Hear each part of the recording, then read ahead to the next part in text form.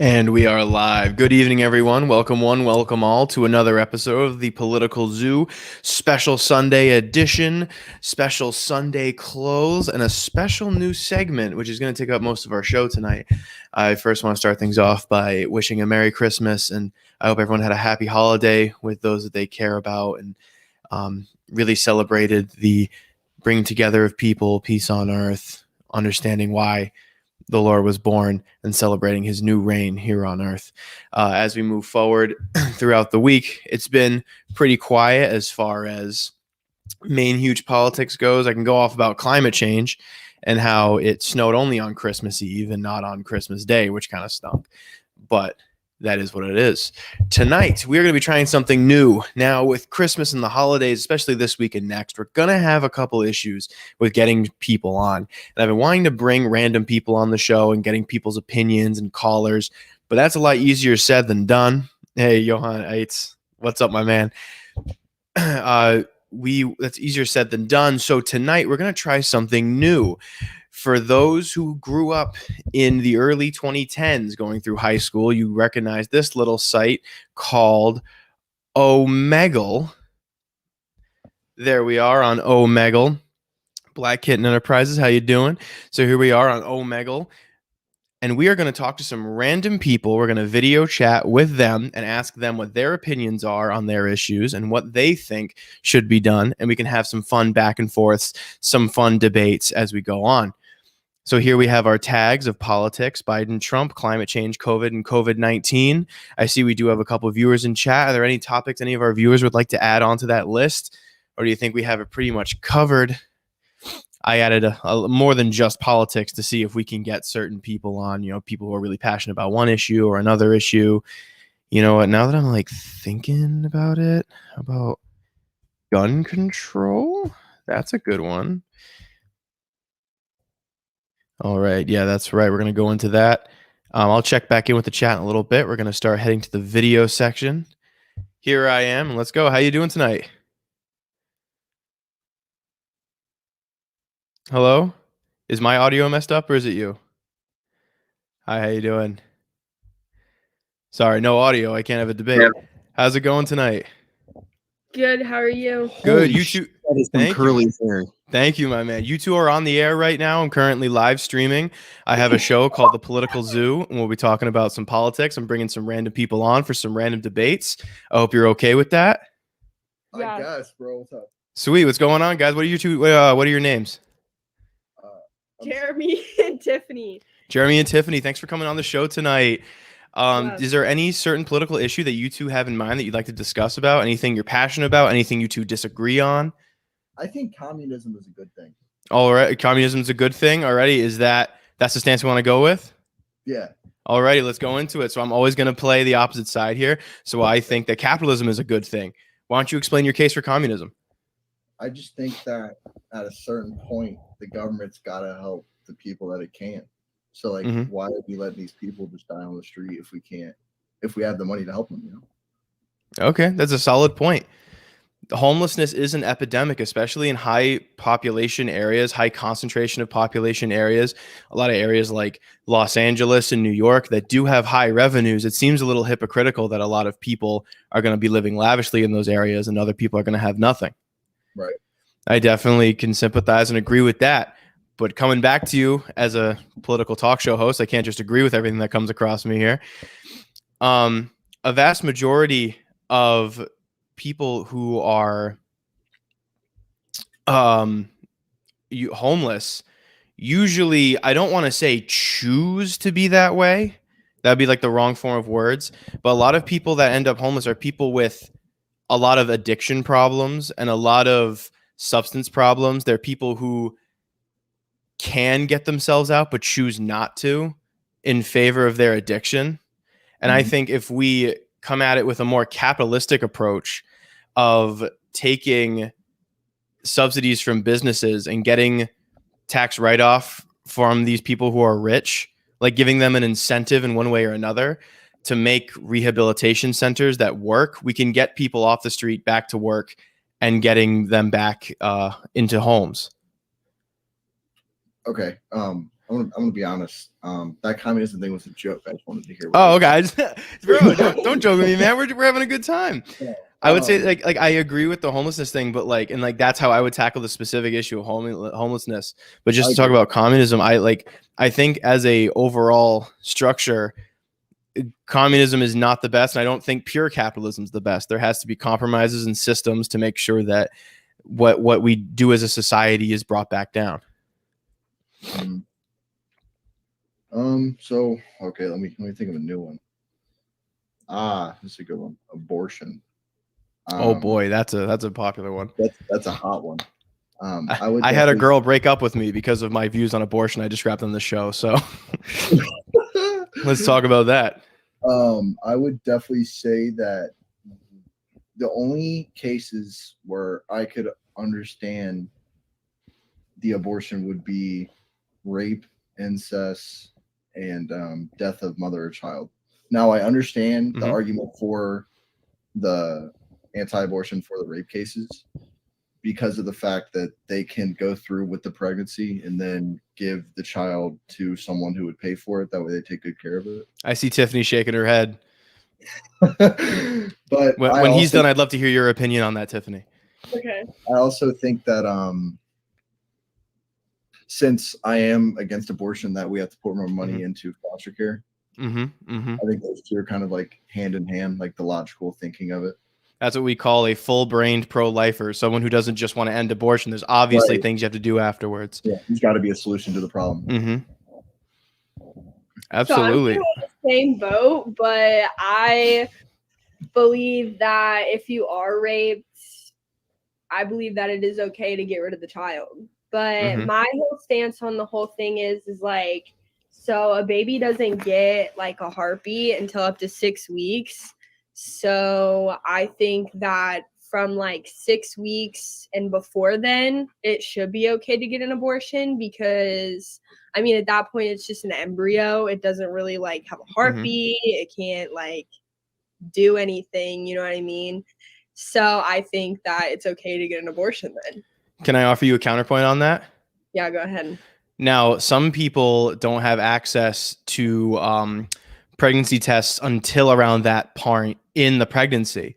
There are some women who like it's common that a woman will have 1 or even 2 periods before they even find out they're pregnant.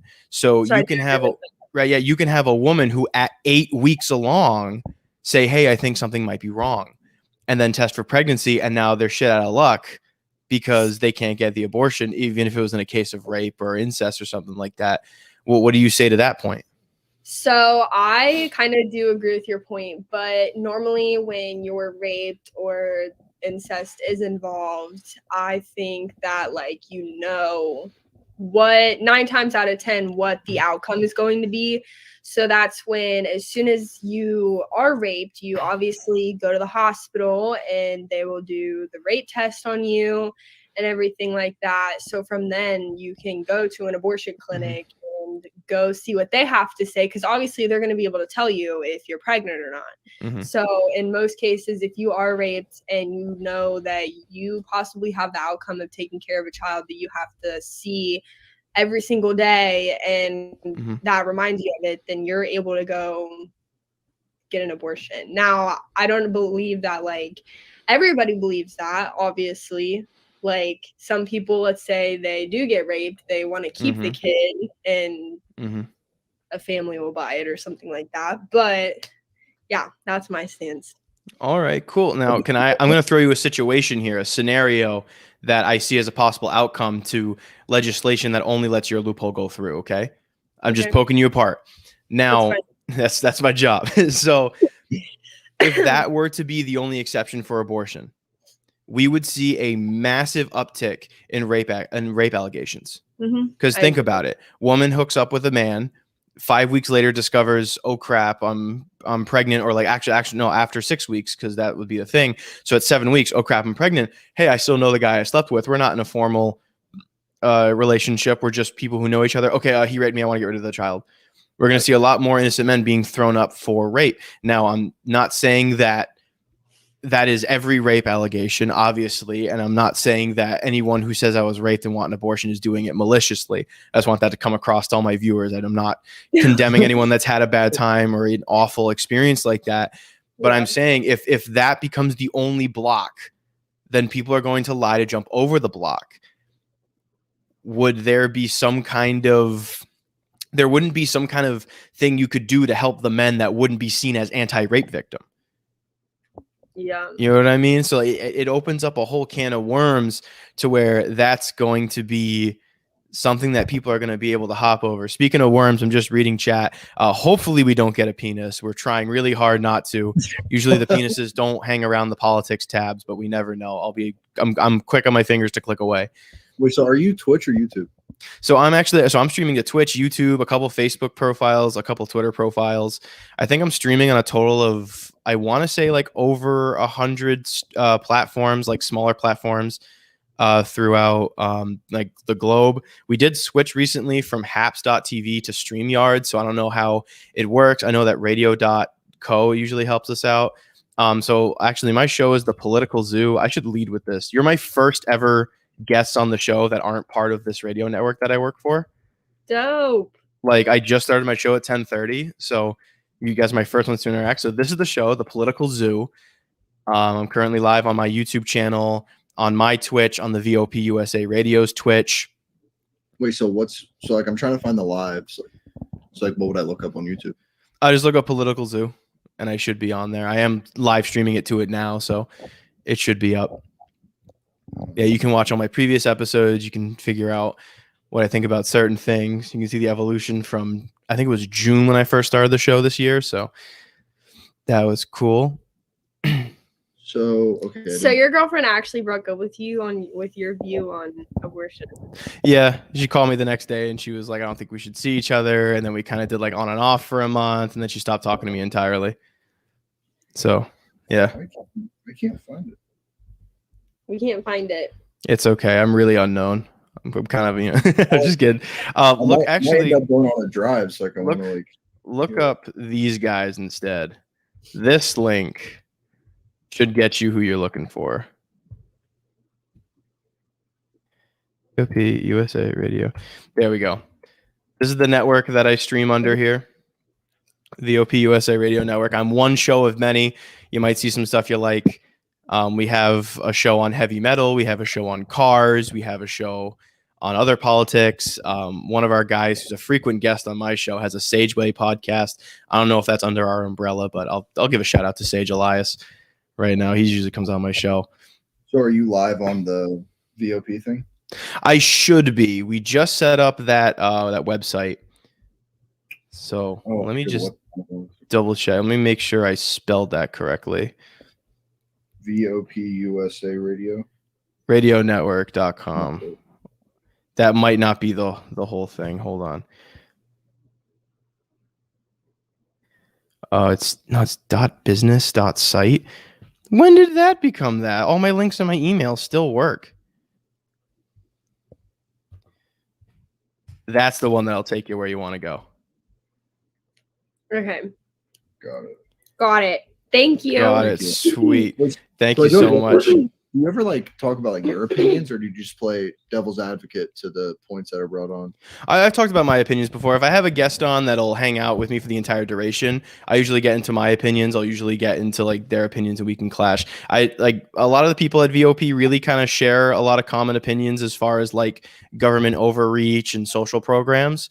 So, you don't want to see a political show with two guys going, totally, yeah. You don't want to hear that. You want to hear people going back and forth. So, I like to be able to go back and forth and be able to debate and stuff. So where would you say you fall?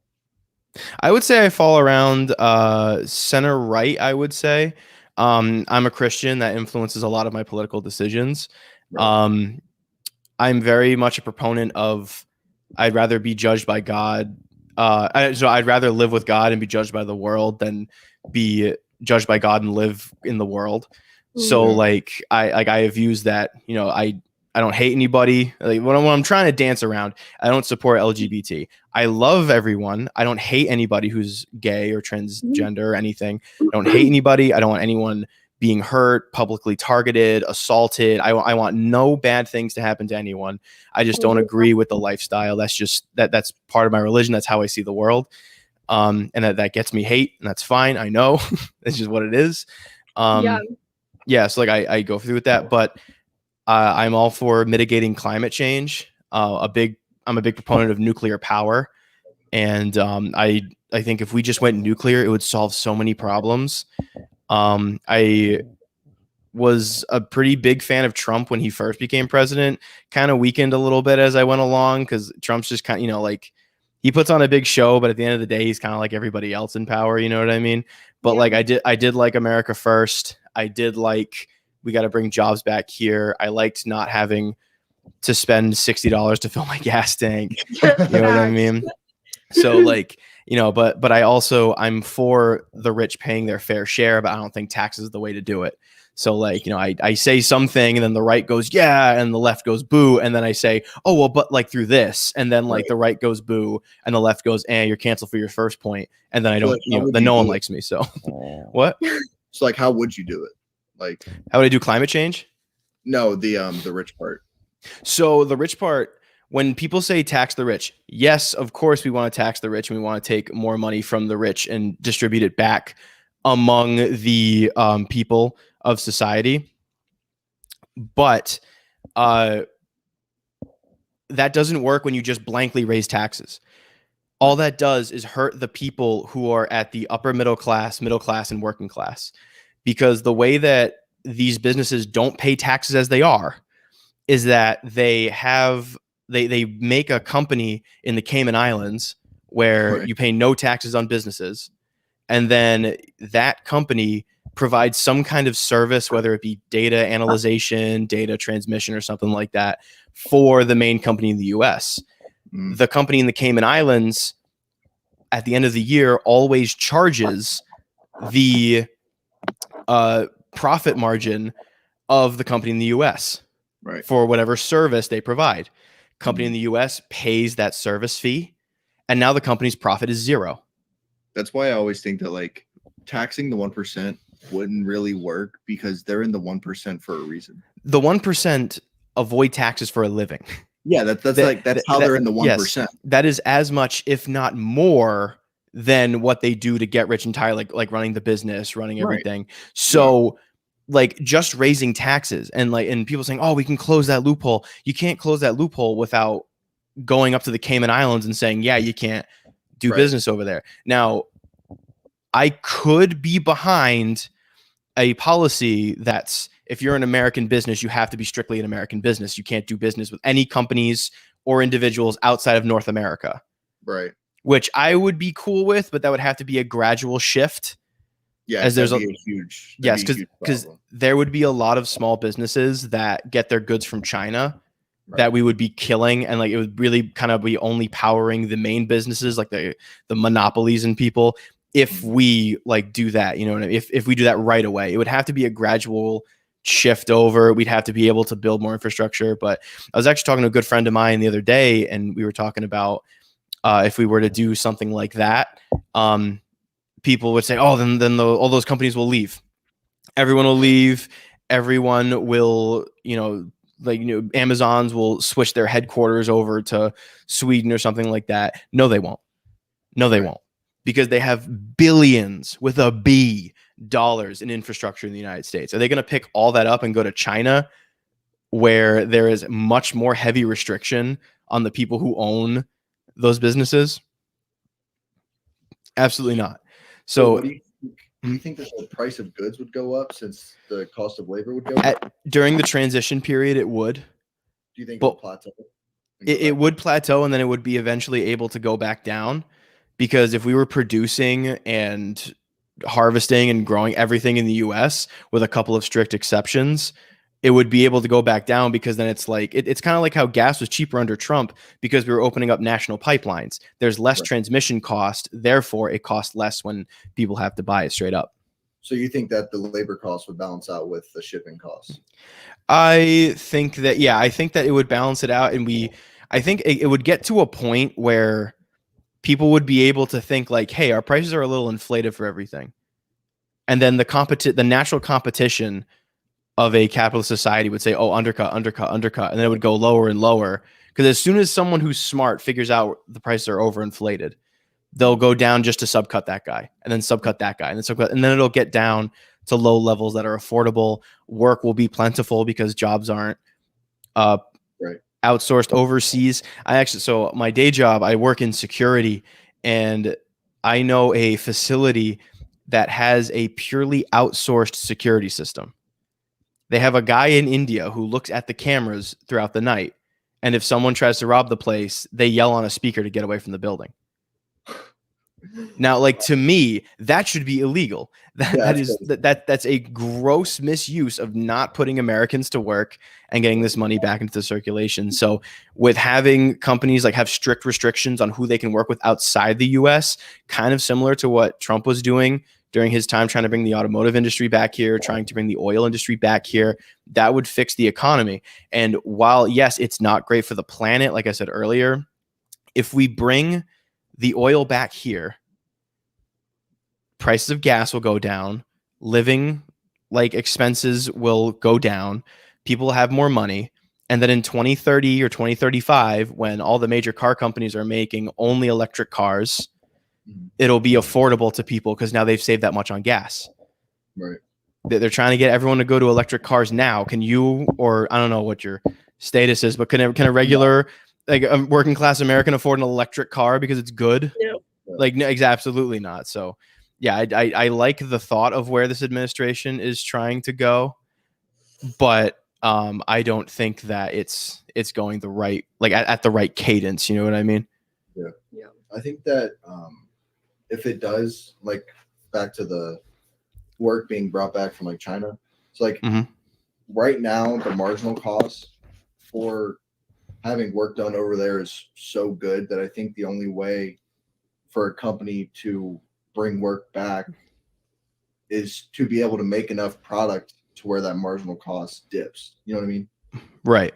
Like, it's cheaper to make 100 cars in China than it is to make 25 here or something like that. I don't know the numbers on that. That was just an example, but you know what I mean? That's right. No, I understand where you're going with that. Guys, have anything else to say? I'm actually trying to do something on my overlay real quick. Keep talking. No, you're all good. No, I think no. I'm trying to see. Can I move that logo over? Oh, I wish I was better at Streamlabs. All right. Well, it was so All good right. talking to you. Thank you for talking with me tonight. Thank you for being on the show. I really appreciate you coming by. I was actually going to kick you guys off sooner or later because I do want to get some more people on the show. But thank you so much. It was Tiffany and what was your name again, my man? Jeremy. I knew it started with a J. I wanted to say Jared, but I didn't think that was right. Thank you, Jeremy and Tiffany, for coming on the show tonight. Really appreciate it. You two have a great night, and feel free to come on by my next stream. Have a great night. Have a good one. You too. Bye. They were really nice. I like them. Let's keep going. Hi. Oh, she's gone. Hi, how you doing? Oh, there it goes. Hi, how's it going, folks? How's it going, brother? Hey, just letting you guys know you are on the air right now. I'm doing a live stream, interviewing people and talking about political topics. I hope everyone's okay with that. If you're not, feel free to click off, okay? Oh, shit. Let's go. Oh, sweet. What's going on? Awesome. I love the enthusiasm. What's happening, everybody? How you doing tonight? Great. How are you? I'm doing fantastic. This is my first time doing an Omegle stream where I'm meeting and talking with people on. I just had a really nice couple that I just talked to, so now I'm on to you guys. I'm really glad all of your penises are in your pants. I don't want to be banned on YouTube and Twitch. Thank you, guys. What's everybody's names, just so I can like reference you guys without saying that one? My name is Travares. Travares? Yes. All right. Hockey haircut. I'm Dimitri. Dimitri. Bass Pro Shop. Darius. Dimitri Tavares. Cool. All right. Thanks for wanting to talk to me, guys. I really appreciate it. What are some political topics you guys are passionate about and you want to talk about? I know you guys are here under the Trump tag here, so I assume you guys. All right. What about the African American community? I don't know. I got a good one, dog. I got a good one. Go. Our Okay. money is a fiat currency, so it's not backed by anything, and we don't Mhm. have any gold in the Federal Reserve. And every single year, our government keeps spending trillions and trillions of dollars. They just raised the and ceiling We too. don't know where the fuck it's going, and our dollar is Mhm. going to be worth less and less every single year. And we're basically going to be like fucked, having to work either super long hours to get nothing in return, or like Facts. That's just shit's right. gonna crumble. Like I That's don't right. know. We are heading into this corporatist dystopia, essentially, to where it's either work 20 hours a day or starve. Say you became supreme leader of America tomorrow. How would you fix that issue? What are things that we can do that would stop that in its tracks? I would just turn it back over to Trump. Personally, I believe that we could have fixed this back when what was it? JFK became president, because he was going to change our dollar from a gold standard to silver standard, so it become worth something. And he got assassinated, and ever since then, Lyndon B. Johnson kept us like at bay with the gold standard, and then we got rid of it with Richard Nixon. So fiat currency since like this, was it the 60s or something like that? I believe so. I remember JFK wanting to switch it to a silver-backed currency. I mean, to be honest, dog, I would change so many policies Mhm. because like there's so many things you can do online now. I feel like freedom of speech That's right. isn't like what it Yep. used to be. You Mhm. can't really say what you want to say. You can't really do what you want to do online. That's right, my man. And I'd have like something that we can have to back our dollar, so we actually have a currency that's worth something, rather than like just a piece of paper we can keep printing forever and ever. Absolutely, absolutely. So it's great that you said that about the freedom of speech. So my name is Drew. My show is called The Political Zoo, and I stream this under the VOP USA radio. We are a big proponent of freedom of speech. We have a lot of shows of a lot of different topics. I like to go into a little of everything. A lot of us usually share center right to more right areas. A lot of us agree a lot on like social policies, but I'm more right. I liked Trump in office. I didn't perfectly agree with him, but I did like him in office. And one of my best episodes, I had one of the founding members of Fred Hampton Leftists on my show. So I go back and forth. I like to bring different people on and get different people to air their views out. I don't censor like, anybody. The left and the right. Like how Sure. We had two political parties, and like if your parents are like Republican or Democrat, you're most likely going to be brought up in that. And like most people, if they're Republican or Democrat, they don't want to change or like see other people's viewpoints. They want to be stuck in their ways. Yeah, that is a big issue right now. They just want what's better for themselves and their families, and they don't see that like we need to come together as a nation, actually change things and how they are, rather than like being an asshole and just saying I'm right in my way and you're wrong. That's right. See, like a country. See, there is such focus on the division of the people who believe different political beliefs. It's to a point where like people didn't used to be this mad at each other about it. Like people didn't used to want to like grade. Like that's when shit started like getting crazy for me. Yeah, because that's when people started figuring out who they are. Yeah. Politics can be a struggle, and people can be really upset and really big into things. I like to hear everybody out, because it's my philosophy that if a lot of people believe something, there has to be some reason why, whether it be like a well-constructed smoke and mirrors, or it can be that there's some validity to it. So I like to listen to what everyone has to say, and I love to see how many people like think that, so that way I can get a true informed decision based on my experiences and other people's experiences. You know what I mean? Wait, one more. Okay, so the problem with that is like, you know how algorithms work and everything. So if you're constantly watching YouTube videos about like the left wing or the right wing stuff, you're gonna keep going further down that rabbit hole. So you're not gonna like see other perspectives or other viewpoints. You're only gonna see like a certain viewpoint that you want to keep seeing. That's why I'm doing my show, my man. I want an avenue where people can go and get like the both sides. You know what I mean? Like I go on iFunny a lot. That's a right-wing echo chamber. You know what I mean? And I go on Reddit for my world news and my politics. That's a left-wing echo chamber. I have to go between these two opposing forces all the time. Whereas I like to come on here and see what the shades of gray are instead of the black and white. You know what I mean? Yeah, I feel that, dog. Yeah, my man. Hey, so you were talking about how the dollar's not backed by anything. Do you think we could back the dollar with a cryptocurrency? No. Why not? Because basically anybody can manipulate something that's online. Like even the U.S. government's been compromised by China like multiple times. Like we've been hacked by people. Who's to say you can't just like take a currency and like steal it from somebody else or like create some mining thing? Like nothing on the internet's ever safe. Nothing. Okay, that's solid point. Solid point. Like, I'm thinking crypto because that's kind of like the new age, just the way we're going. We're heading all the way into we're heading into this new internet 3.0 where cryptos and the metaverse are going to be a lot more prevalent. So as we move forward, we might be seeing different currencies replacing the dollar as like the alpha of our wallets, you know?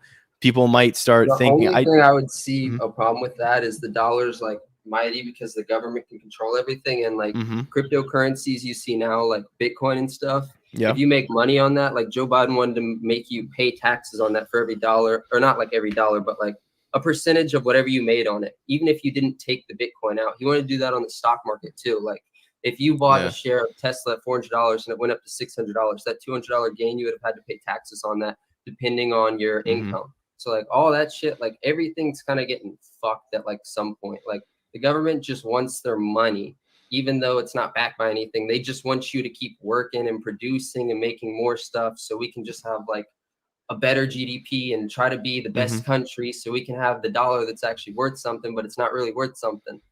I don't know, man. This whole game of life's just fucked, to be honest. Like I really wish I was born in like the 60s. So I could just, oh shit, maybe the 50s. So I could experience Woodstock and grow up in like an era where there was no phones and just personal communication. You get to have a break from all this social shit, like more family time, more like interactions with actual people and like physical touch. Like it's so much more important than like online fake stupid shit. I get what you mean, man. I get what you mean. You've had some good points, my man. I loved hearing from you. I want to go around the room, see if anyone else got something to add. You don't want him I think that's it, dog. Already. Take it easy, Sweet. bro. Have a great night, guys. Thanks for coming on the show. My name's Drew. I'm with Political Zoo. If you guys want to keep watching this episode or watch any episodes in the future, you can find me over on YouTube, Twitter, Instagram, and Twitch as well. It's Political Zoo with the VOP USA Radio Network. You guys have a great night. Black people are ignorant, but you're welcome. All right. Yeah, no. This is what we get for live streaming. How's it going, my man?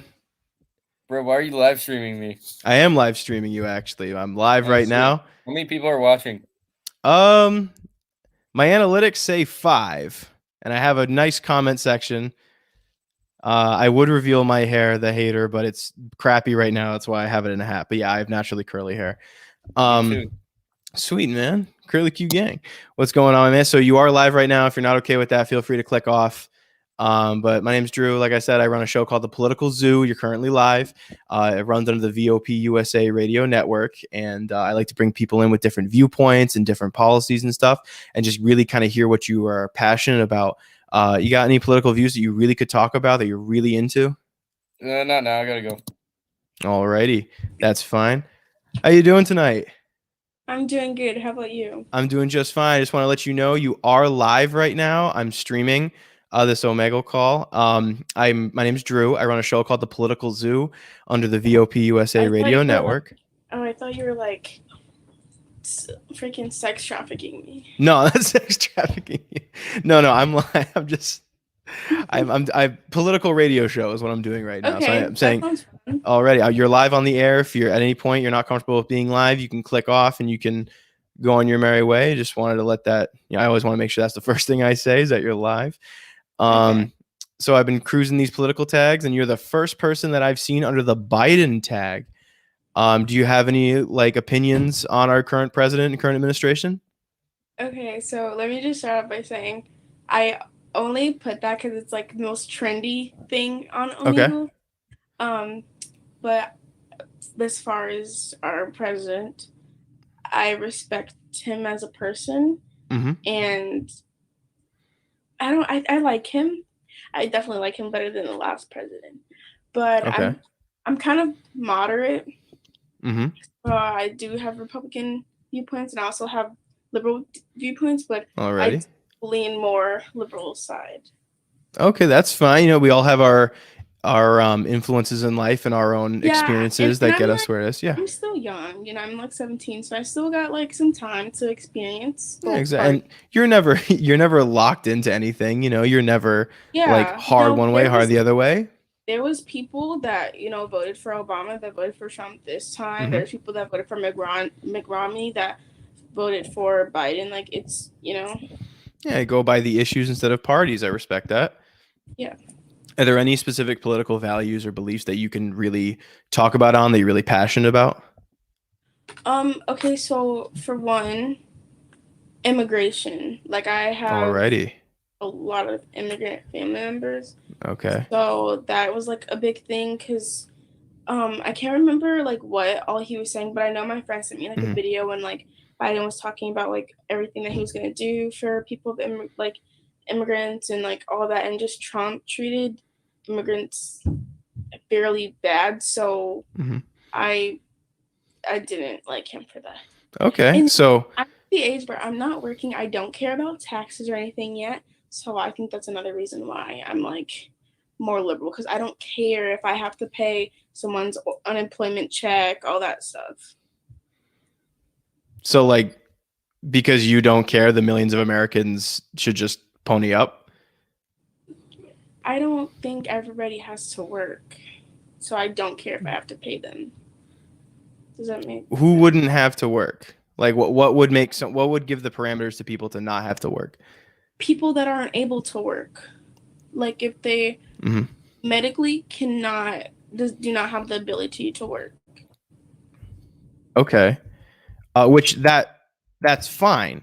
I think the majority of people who are against like the high taxes for welfare and assisted living are people who are against people who can work but either choose not to or pass up opportunities or something. Like what?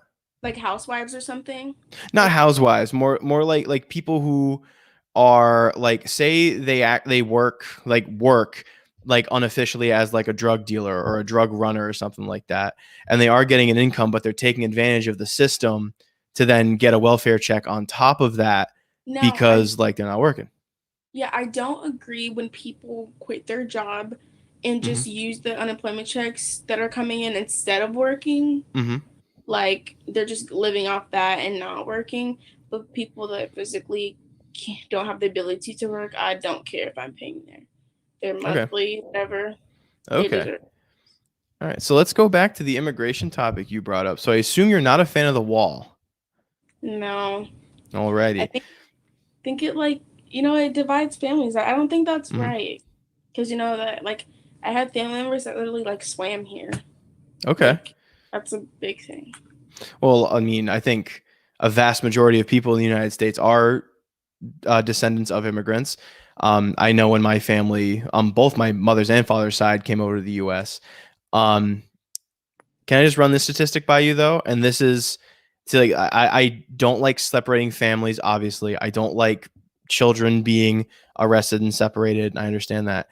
The main reason why I am for the Trump administration's immigration policies at the southern border, in the first 2 years of President Trump's administration, more human traffickers, sex traffickers, child traffickers were arrested, prosecuted, and charged than in Obama's 2 terms because of the updated security at the border.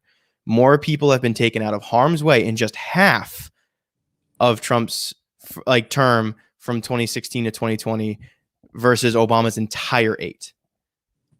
Yeah, and I think that's a little bit because Obama didn't have that kind of system running. Right. So, but yeah, that's what I'm saying. I'm saying that this system that a lot of people disagree with that is saving a lot of people's lives. The biggest criminal empire of our generation is sex trafficking. Human trafficking is insane. And we don't hear about it because the people who own the news are the ones that profit off of it or use it. Yeah, I never hear about it on the news. Yeah, you never hear about it. But, you know, you have, I think in Pennsylvania, they had Operation Dunder Mifflin. That was real, by the way. Operation Dunder Mifflin, where the Scranton Police Department teamed up with the FBI and they saved, I think it was around like 30 children. I know at the beginning of this year, I think 60 kids were saved out of storage containers in the Carolinas. So like these raids are happening, but you're not going to hear about them because they're really low key. Do you think that it's pretty, we can pretty much safe to say that a more lax immigration policy will let more human traffickers in through those cracks of being relaxed, as showcased by Obama's terms of more relaxed versus President Trump's terms? Do you think it's worth that give and take of letting people in like a little more freely at the cost of the possibility of more human traffickers coming in? Really tough question. Take your time. Don't feel bad about your answer. No, you're saying that people that were doing the sex trafficking were like Mexicans and stuff? Is that what we're getting? What do you mean? Could you say that again? Sorry. Like you said, that with there being a wall, basically, they were less like sex trafficker. Like it was basically preventing it. So it wasn't so much the wall. The wall isn't even built yet. The wall is more of a symbol of that the United States takes like that border like relation really seriously. It's more just the upgraded security, the more funding that went to Immigration Customs and Enforcement Agency, like the heightened security, the heightened like restrictions, like they searched more of people coming in. That led to more crime being discovered, which any like bolstering of any kind of law enforcement agency is always going to yield more crimes caught. But I'm saying that we see more crimes caught when there's more focus on that, on like being strict on immigration versus more lax immigration. Like the good of lax immigration is people can come over here easily and start their new lives. But at the same time, sex traffickers, drug traffickers, human traffickers can get over here as well. Yeah. Do you think like what?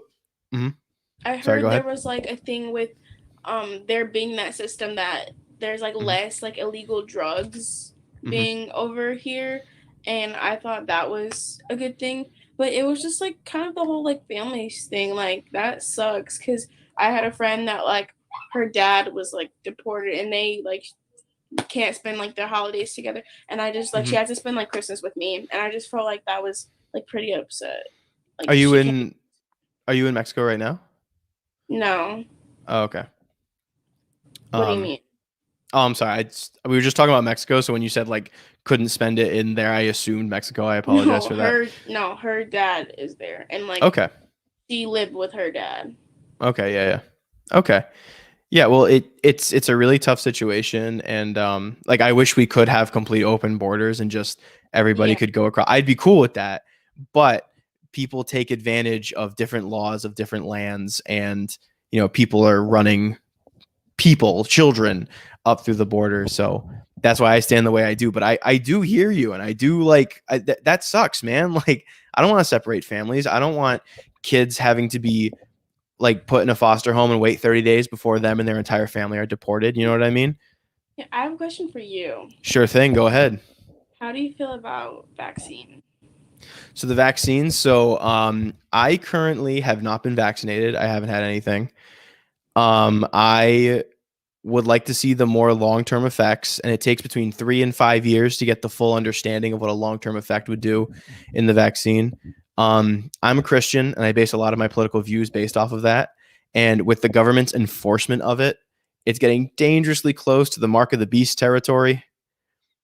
And I don't know if you know anything about the Bible, but in the book of Revelations, if you take the mark of the beast, you immediately forfeit any chance of getting it to heaven. You permanently ally yourself with the world versus getting it to heaven. Now, do I think that everyone who gets the vaccine is going to hell? Absolutely not. That's not what I'm saying here. Don't take that away. I saw a TikTok the other day, and I know like my source is TikTok, but I saw someone bring up a really good point in that the Antichrist is going to be born of a woman, very similarly to how Jesus was born of the Virgin Mary. And in the first book of the Bible, the book of Matthew, Jesus's genealogy was completely put on display to show that the prophecies of that time to say when the Messiah would come, Jesus was the right guy at the right time from the right family. And the devil can't make anything himself. He has to copy God because no one can do something outside of God. So the devil is going to pervert those natures. So I saw a TikTok where a guy explained that with this. Oh, I couldn't get the thought out. Hey, what's going on, my man? How you doing? Holy Good, fuck. man. You Yeah, are what's up? fucking steamy hot. Thanks, bro. You're actually You're- live right you're- now. I'm streaming. You are bussin'. Thanks, bro. I appreciate Not you, bussin'. bro. Listen, I'm Thanks, my gonna man. give you my address whenever you're feeling down. All right, you come over here. I'll smack up them cheeks. All right. Thanks, bro. I'll give you a kiss. Damn, dude, I couldn't get my thought out on the last thing, man. How's it going? How's it going for you, man? It's going. They sound too young to be on my show. I'm sorry. How you doing? I'm great. I'm just letting you know I'm live streaming right now. If you're not comfortable being on camera, then just click away, okay? Okay, I was gonna say she looked a little young. Hi, how's it going? Do you sing? Hi, no, I don't sing. I stream podcasts, which is what I'm doing right now. You two are live. If you're not, yes, I'm on live streaming right now. My name is Drew. I host a show called The Political Zoo. I stream it under the VOP USA Radio Network. Tonight, I'm doing a little something different. I'm doing my first Omegle political stream where I'm going to be interviewing people. See me Hmm? right now. What? We have the coronavirus. Can anyone see me right now? Oh yeah, right now I have 4 viewers right now on my analytics side. But like, you know, there are other sites that we stream to that I don't have the analytics to right now. I'll have them later on. Oh, wait, it was like COVID. Okay, so you've been COVID. Oh, I love COVID. No, I'm just kidding. I have COVID. We have COVID. You have COVID. Damn. Yeah. Okay, that's awesome. So I was actually just talking to somebody, and I wasn't able to fully get my thought out. And I'm not going to start the rant again for the safety of my viewers. But so I was actually just talking. So I am not vaccinated at all. May I ask both of your vaccination statuses? Fully We're vaccinated, but I did get Fully COVID. Yeah. vax- Okay, all right. Which we know that the vaccine doesn't stop you or from getting or transmitting COVID, but it does reduce the percentage of mortality. Well, I'm not dead. True. I would hope not. I wouldn't want to stream anyone dying on my stream, but do you have any like specific thoughts on COVID? Any like big passionate arguments when it comes to COVID, comes to vaccines, comes to any kind of political beliefs or views? I think that we should all get it now. Think we should all get the vaccine? No, COVID. Oh, COVID, yeah. Well, I mean, I Well, got it. It was bad, but then it was fine. Yeah, like Okay. And like, well, once we test positive, we decided to hang out together. So it's not Yeah, even might as that well. bad. There you go. That's cool. Yeah. Do you approve of the vaccine mandates that have been working their way through Congress and the Senate, where the Biden administration and the Supreme Court agreed yes on something? They originally said no, and then yes, and now people are appealing it, try to get it back to no. The Biden administration wants to put in a policy that if you have over 100 employees, everyone needs to be vaccinated in order to work. Do you agree with that policy? Do you think that the government should mandate vaccination if you're going to work for a major We live in company? Canada, so they kind of already did that. Yeah. Oh, okay. All right. can- So Canada. At the end of the day, university, we all had to be vaccinated, and I really liked that because that felt safe. Okay. All right. So you're thinking of going you're So I saying would like agree with- safe route. I agree Okay. with Okay, cool. All right. Have you heard of what happened in Australia with actually no, it wasn't Australia, it was New Zealand. Ooh, I hope I don't have an Australian watching. They get pissed with that. I'll just say it's that area, the Australian, the Oceania. They had a similar policy like that where everyone had to be vaccinated if you worked in a large enough business. And the trucker union did not want to get the vaccination. So the truckers drove their trucks onto the major highway and then slammed their cars in the park. And all traffic on the highway was stopped. And within 48 hours, new deals were written out saying that you can have the option of negative COVID tests or vaccine like that. Would you be cool with the policy that's that's- negative test? I think negative test is actually the best. Mhm. That- Okay, all right. Do you agree with positive incentives and kickbacks for vaccination, like people getting some kind of bonus from the government or some kind of like payout for vaccination or like a lottery or something like that? Do you agree with people getting fired for not having the vaccine? It kind of depends. What does it depend on? I think that if you're like a server, you should probably definitely have it for like if it's for the safety of people outside of your company, like public food and stuff. Yeah, or like maybe have to be like, hey, I'm your server today and I'm unvaccinated. Yeah, that's true. Well, that would just scare people away. Yeah, that's true. But like a disclosure moment would be kind of fun. Do you have you heard about New York and their massive shortage of healthcare workers because of a policy like that? Healthcare workers had to be vaccinated by a certain date, and because of that, thousands of healthcare workers had to abandon their posts and are now out of a job, and they were replaced with medically capable people of the National Guard. So because of policies like that, you're going to have military-run hospitals in New York. Would you feel safer going into a restaurant where you have military-run restaurants because they didn't have the people willing to get the vaccine to work? Do you think that it's anybody's business to disclose if I'm vaccinated or not to people? Like if a customer comes up to me when I'm at work and asks me, hey, you vaccinated? I'm going to tell them none of my business and like none of your business and move on. I wear a mask at work. I do all I got to do, but I personally am not vaccinated. So what are your thoughts on that?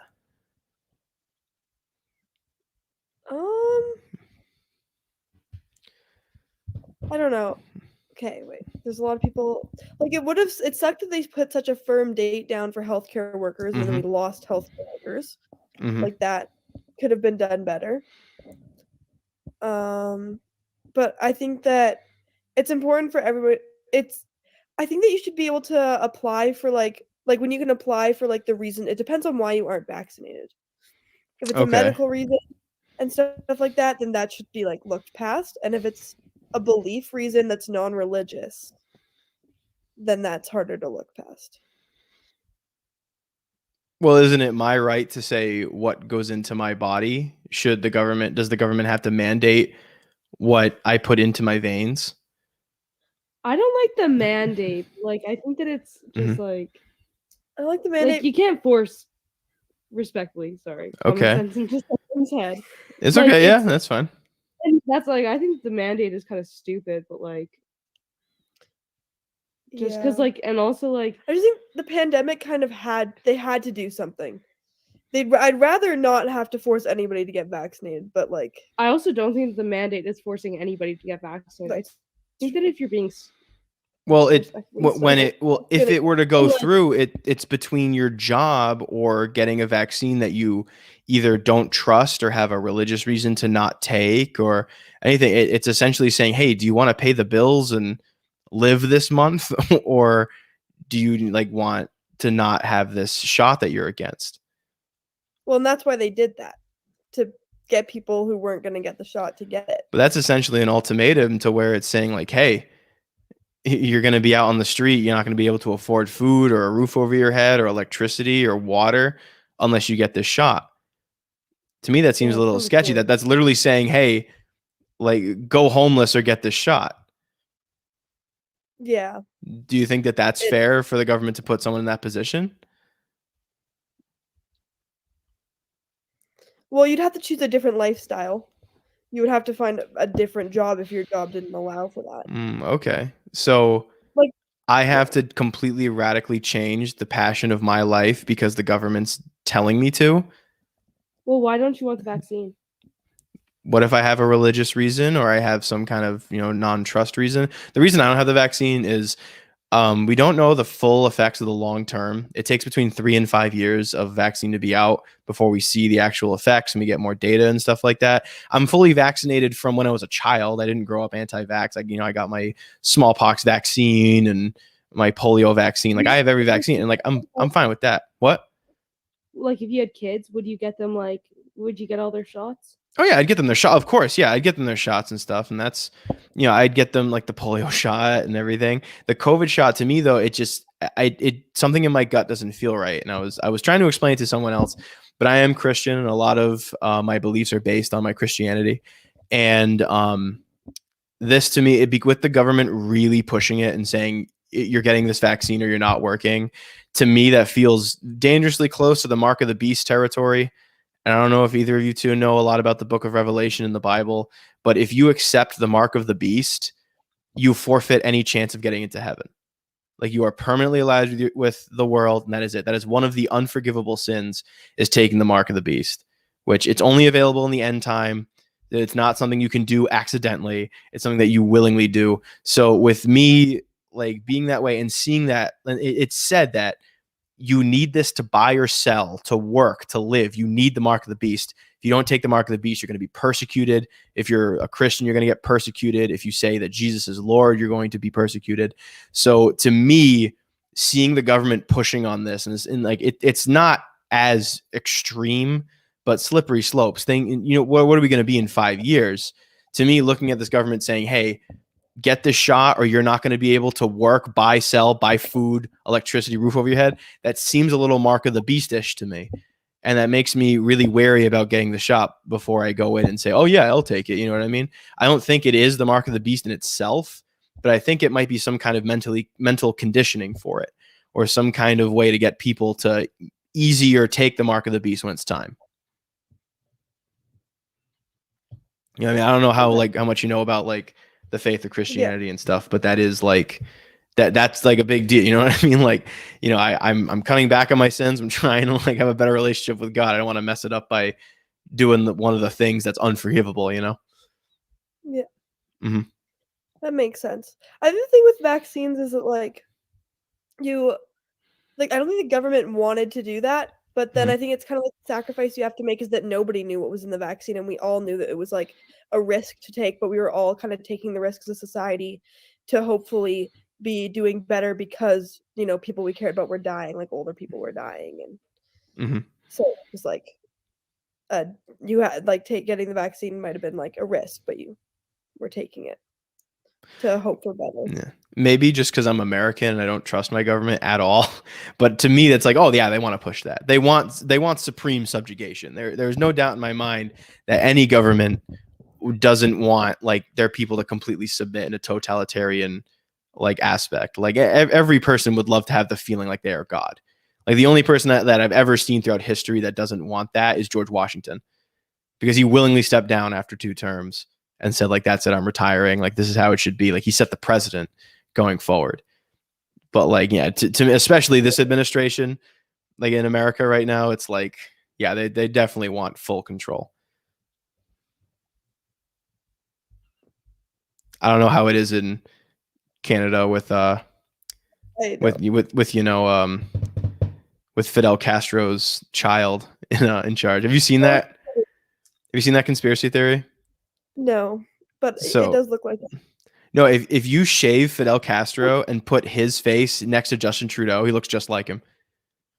And apparently, like Justin Trudeau's mother, like has had relations with him. Oh, I heard that. Yeah, I did hear that. Dude, I could believe that. That'd be an interesting twist. I do believe that. I believe that. Mm-hmm. It would definitely strain the American relationship with Canada. I'm just going to talk to my chat real quick. Zubar Talk TV. Yeah, feel free to try to find me on Omegle. You saw the tags I was on at the beginning of the stream. I'm on COVID-19, politics, Trump, Biden. See if you can come find me. Sorry. Yeah, so that's what I'm thinking of. You have any last minute thoughts before I head on out? I'm just going to try to get a bunch of people tonight while I have my time.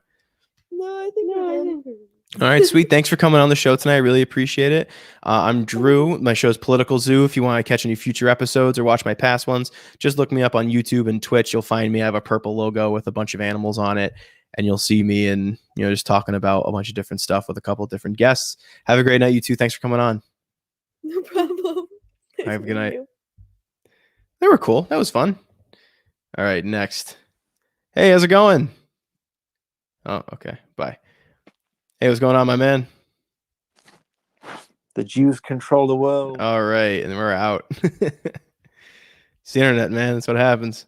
How you doing, my man? Gone. I both like Trump and Biden. Black screen. Hey, how you doing? Gone. Hey, how you doing tonight? Gone. Both like Biden. How you doing, my man? You like Biden? No, I was just reading the tag. I just want to let you know first thing though, I am live streaming this. My name's Drew. I have a show called The Political Zoo. I stream under the VOP USA Radio. You are live right now. If at any point you don't feel comfortable being live, or if you just want to go off, feel free to click away. You are like in front of an audience though right now, just letting you know. What is the topic of discussion? So I'm just cruising the political Omegle tabs, and I just want to hear what people have to say and give them counterpoints or talk to them about certain issues. So do you have anything that you're particularly prominent about? You like this president? You hate this president? You like the last one? You hate the last one? Give me your feedback, man. What do you want to talk about? I don't like this president. Alrighty, explain why. I feel like he's just a puppet, and there's someone behind the scenes controlling him. I mean, the guy can't get out a complete sentence to save his life. You know, I saw a clip. If you speed up his speech by 1.2 times, he sounds like he's actually forming a coherent sentence because he's not staggering so much. Okay, that's good. I mean, I don't have the time I can't stand his voice that much, but yeah. I mean, he's obviously struggling mentally. I mean, I don't know how old he is, but he's old. And he's the oldest president in history. I think he's 78, I believe. How old is Joe Biden? We're looking up in the next tab. 79. He's 79 years old. Next November 20th, President Biden will be our first 80-year-old president still sitting in office. Jesus. Very old. Very old. What's your the show? It's called The Political Zoo. Political Zoo. Yes. Is it on YouTube? Yes, I'm streaming to YouTube. I'm streaming to Twitch. A couple different Facebook pages, a couple different Twitch pages. We do have a couple different avenues we stream to. But yeah, this is my show. If you have trouble finding me, look up VOP USA Radio Network, because that has all of our programming on it. I'm not the only show on it. So if you're looking for something to watch, feel free. Yeah, man. Yeah, I got to agree. I really am not a big fan of this administration out of the gate. I wasn't a big Biden supporter during the election. I feel like the gas prices are absolutely extreme, and it's just hammering down on the working class. In my opinion, this is just someone from the right. My opinion that our carbon footprint is not worth, lessening that is not worth the subjugation and the plight of the working class having to spend double the amount of fuel to get to their job. I definitely all for stopping climate change. I have my own solutions on that. I think we should go nuclear. I think that would solve a lot of issues, but we do have, pollution's a problem. With our carbon footprint though, as long as China and India are able to do whatever they want, there's nothing we can do to stop that. The carbon emissions in that side of the world are insane. Plastics are big from the United States. I'd be down to switch off of plastics, going to paper stuff. My opinion, we should take all the plastic and put it in a shuttle and just throw it into space. No, because think about it. I talked about this on my show a couple weeks ago, and the guy was trying to talk me out of it. I'm my guests are trying to talk me out. Let me just go with you with you, man. So say we want to tax the rich, right? We're raise taxes on the rich. Yeah, that doesn't work because of how they evade taxes. It makes it so that way that won't hit them, and we won't be able to see that money coming back to us. It's just the working class giving money to politicians. So instead, we offer incentives to take off certain tax brackets for them if they pay for a shuttle project where they would pay for the shuttle. We would load it up with as much trash as we possibly could, and we just throw it into space. Wouldn't you say that's wasting resources just not in the wasting shuttle itself? It's not wasting resources at all. We're throwing our trash out. But in a big ass shuttle, you'd be wasting that whole shuttle. Or are you saying it disperses the trash and then comes back? The metal tube that the shuttle would be in would go out into space with the trash. But we've seen with SpaceX and with their advancements, the boosters would come off. It wouldn't be built for people. No person would be on board. It would be loaded and controlled through remote controlling, it would literally just be sent off into space. We would slingshot it around the moon and maybe Mars with its gravity, and it would just be gone. And we could just send it into the infinite vacuum of space, get the plastic off of our planet so we can have cleaner environment. We won't have microplastics in all of our food. I feel like that's honestly the way to go. And we would make the rich pay for it by giving them incentives to do that. So that way they are paying their fair share in terms of climate change. And we wouldn't have to cut plastics out, at least at like a high rate right away, to where it would hurt other smaller businesses or hurt like, the status quo of people. We just throw all of that shit into space. You know what I mean? It would take a lot of shuttles to fully clean it up, but we could definitely make a difference just by like throwing things out there.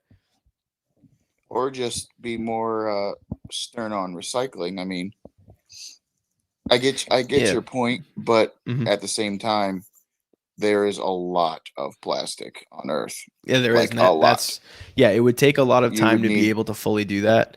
But that coupled with our recycling would be able to send it up. If we were able to fully get the incentives of, hey, Bezos, if you give us like 100 mil instead of paying your taxes this year, like, you'll be cleaning up the planet and you won't have to pay that in taxes, or you won't have to go through the rigmarole of the Cayman Islands business or whatever. Like we would then, like, it would give them incentives to then help clean up, so that way, like, we see that and it would take time. Like it wouldn't, it'd be like taking buckets out of the ocean, but eventually with enough buckets, we could, man. Like CEO of Walmart, Amazon, Elon Musk. I wanted to say Elon Tesla, Elon Musk.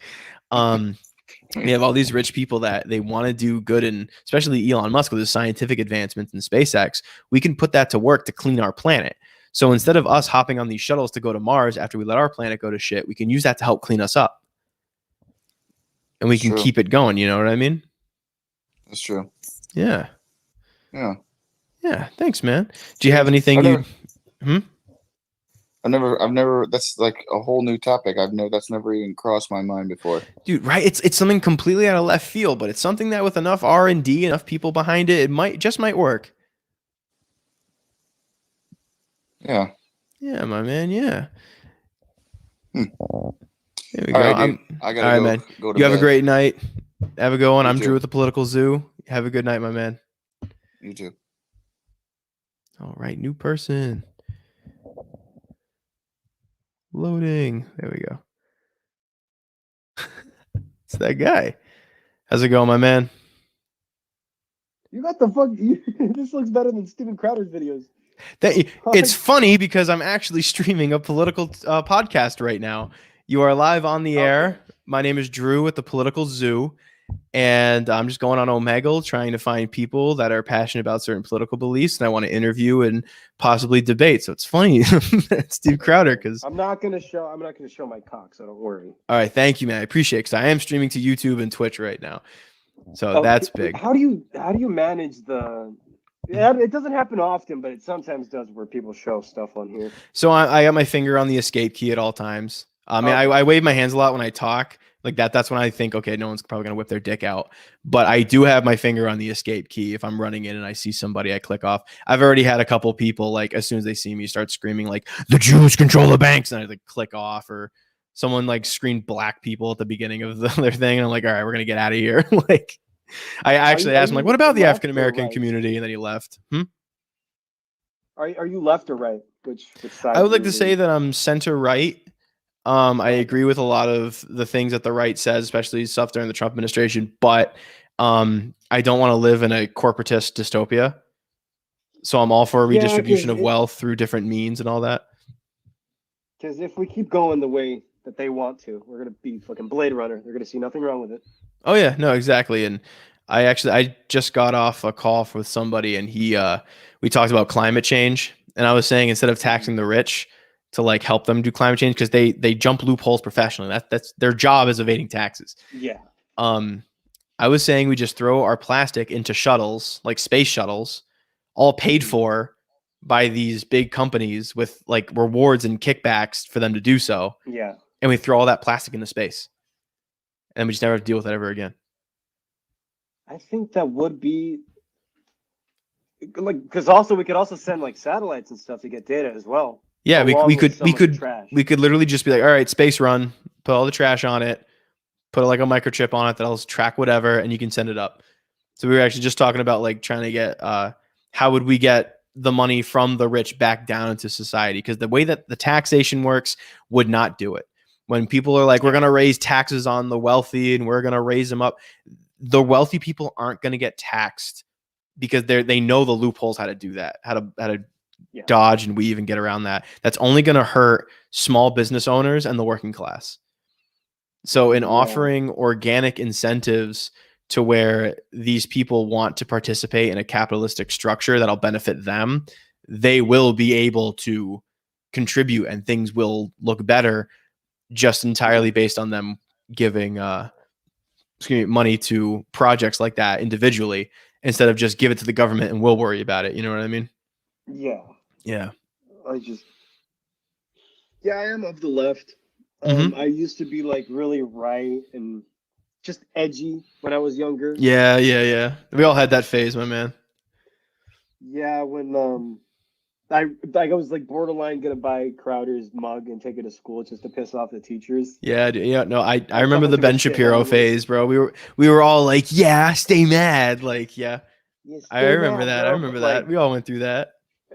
Then really looking into my politics and like what I believe in, like sex work. I believe sex work is real work. Sex workers are human. Trans people are human. They're just people. Okay. You know, why not just respect them and like not really care what happens with them, or like just treat them like people? And I realized that that's not really what I believe in. And, Okay. like, yeah. Sweet. So can I offer you a counterpoint on the sex work is work kind of a thing? Yeah. So I'm a political host. I always pick apart everyone's ideologies, even if I agree with them or not. I actually don't agree with that point of sex work is work. No hate on anybody. I don't hate anybody. I don't want people to be persecuted or assaulted. You know what I mean? But now I'm just going to give you the reason. My personal reason why I'm against sex work is the porn industry itself is an evil and predatory industry. If you're not a well-known, respected name, chances are these people are being thrown into trucks, trafficked, like essentially raped. Like these people are being brought in and they're being coerced and tricked, and like, you know, these women are like brought into these dingy living areas and they're like, all right, you're fucking that dude on camera today.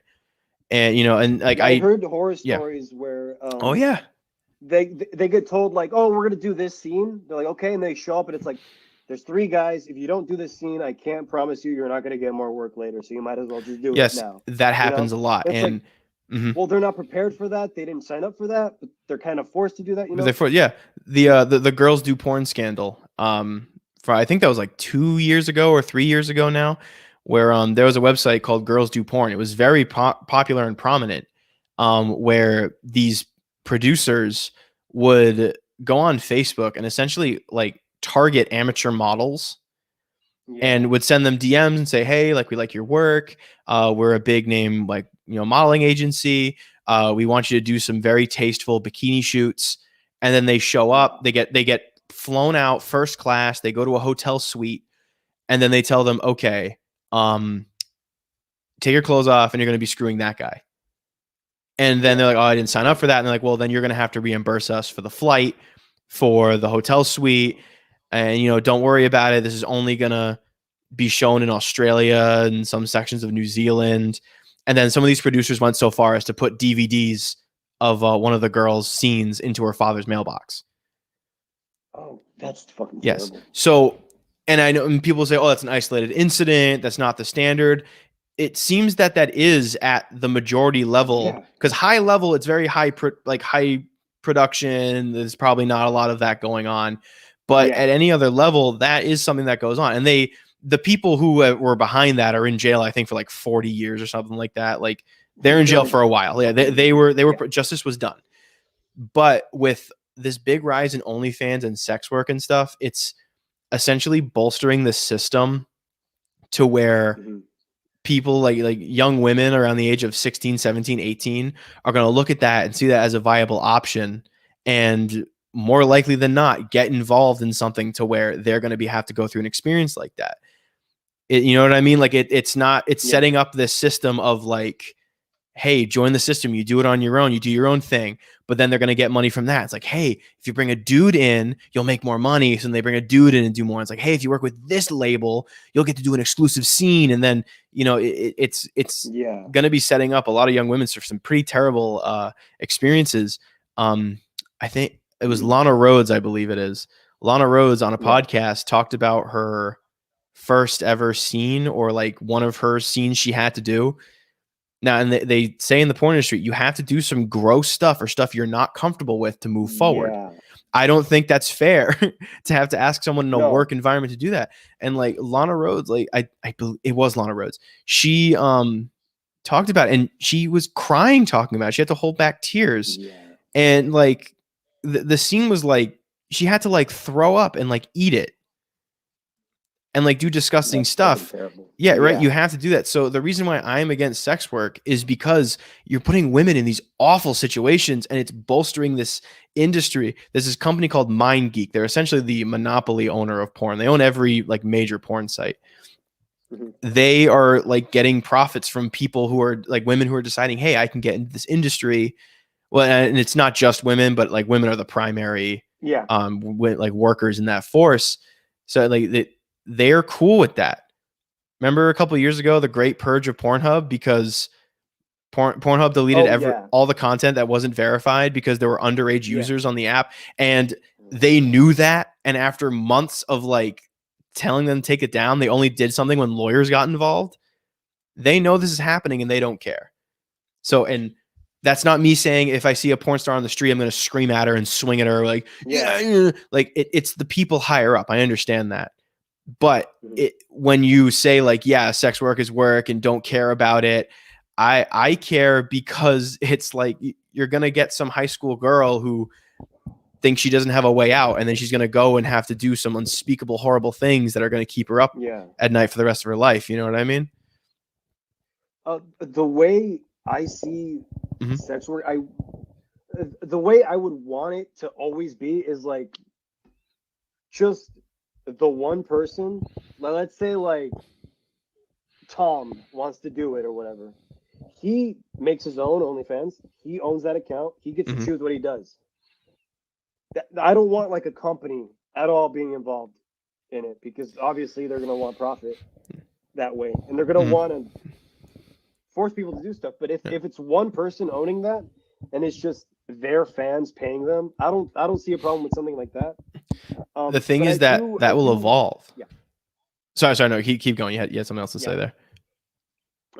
I think they should maybe put a higher age limit other than 18, because that's like still okay. If you're looking for 18-year-olds, you would look for a 17-year-old. What would your proposed age limit be?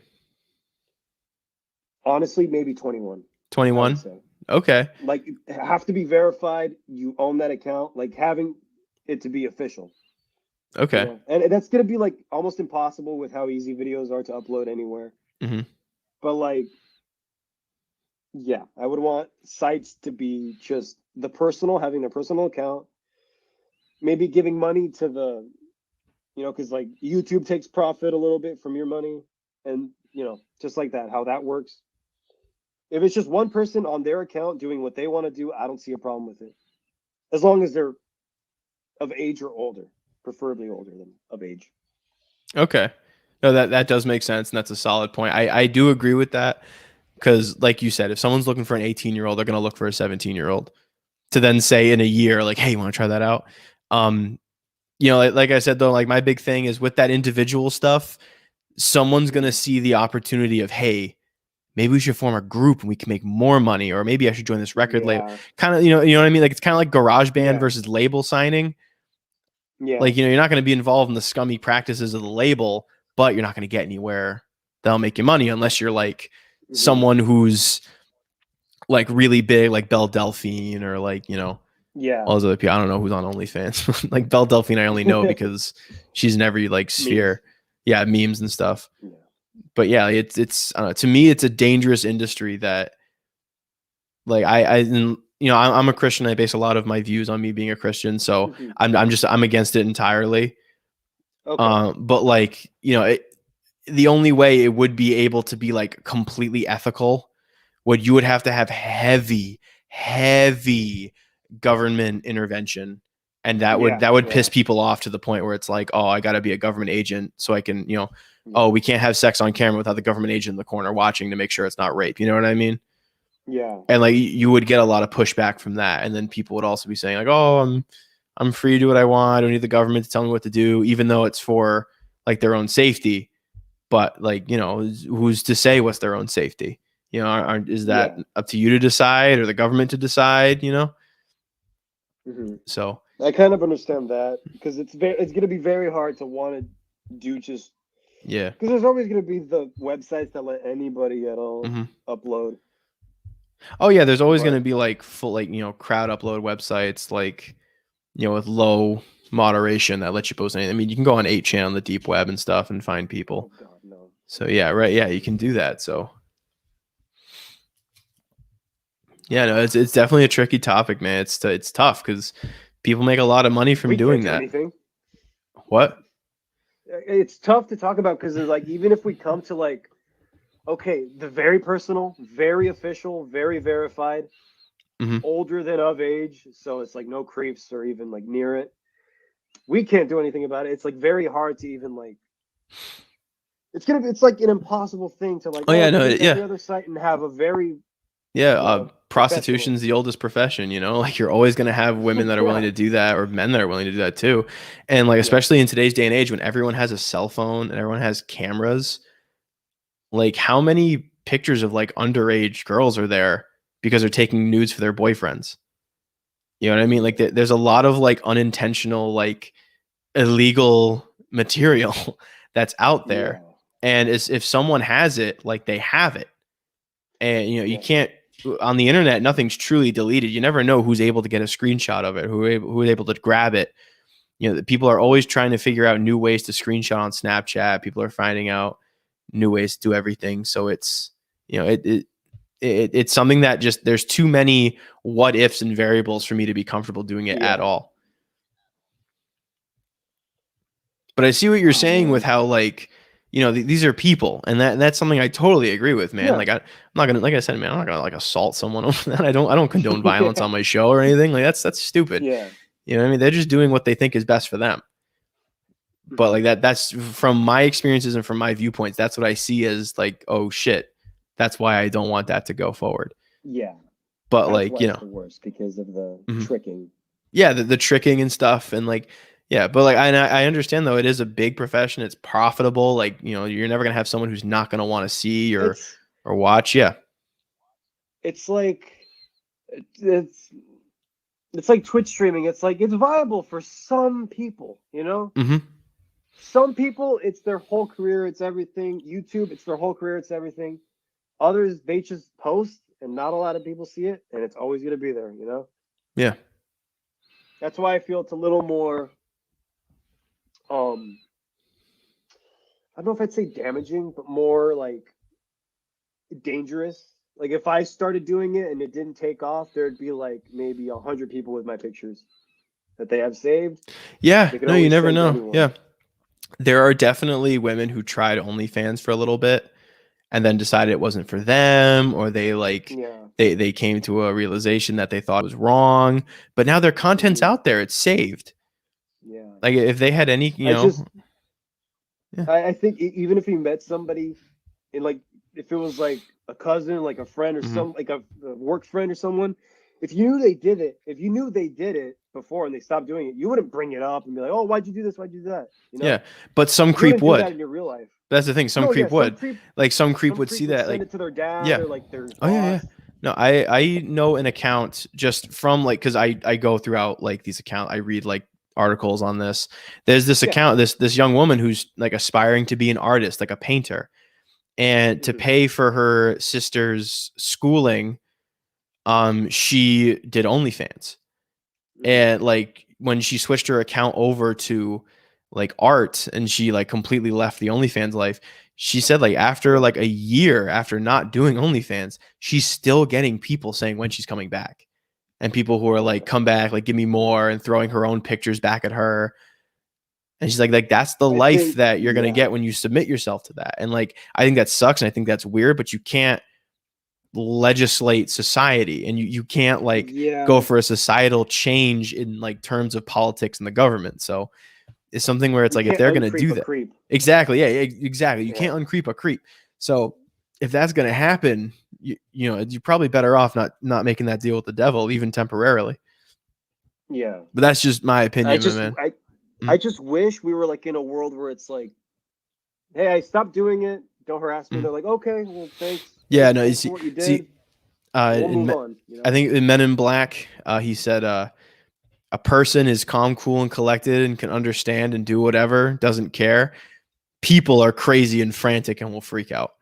You know, like a person will probably see that and go, oh, okay, whatever, and keep their opinions to themselves or do whatever. But you're going to have someone, because you're going to have someone who's going to like have something to say, or someone who's going to be a complete creep, or who's going to say like, oh, hey, so like, you got any content left over or anything? Like you're going to get people who are like that. Like that people are like that, especially in a time of COVID where people are going through social isolation with lockdowns and not being able to go out. I thought that was kind of fucked up. And that's kind of why OnlyFans blew up, is because there were a lot of young men not being able to go out and socialize with women during the lockdown. So then you had all these women that like the key to succeeding in OnlyFans, you treat every one of your customers like they're your boyfriend. And you do that right, you're going to get a lot of people who are willing to come back and willing to pay. That's very dangerous. Even like the people who don't, like Twitch streamers who are just nice to their chat, they have guys that are fucking crazy that show up to their house with knives. Yeah, I remember. Think, like, I'm close to this person because I watched this stream. Yeah, I remember Loser Fruit. She's an Australian streamer. She moved into a new apartment, and she said like the creepiest moment of her life was when one of her Twitch followers ordered her a pizza. And she was like, how do you know where I live? Yeah, it's scary. This guy's like, oh, I'm just gonna be a nice guy because I'm a fan, and she's gonna like me for that. Yeah. No, like you're insane. You just live in your room all your life. Yeah, no, I think it's normal to do that. Yeah, man. Yeah, dude, you can't uncreep a creep. Absolutely, man. Yeah, people are like, people are scary, dude. People are nuts.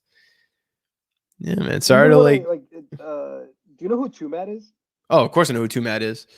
Okay, because he put out a thing like, "Oh, I'm gonna be at this bowling alley in like 40 minutes," and I went because it was like 50 minutes away from me, and I met. Yo, did you meet Too Mad? Yeah, that's sick, dude. I love Too Mad. But even like showing up and like going up to him, like this feels kind of weird. Even though he invited us to go out, it still felt a little weird, you know, because I didn't actually know him. Hold on, I'll try to find the picture. It was a fan meetup, but like that's fine. Dude, that's wicked cool though. I love Too Mad.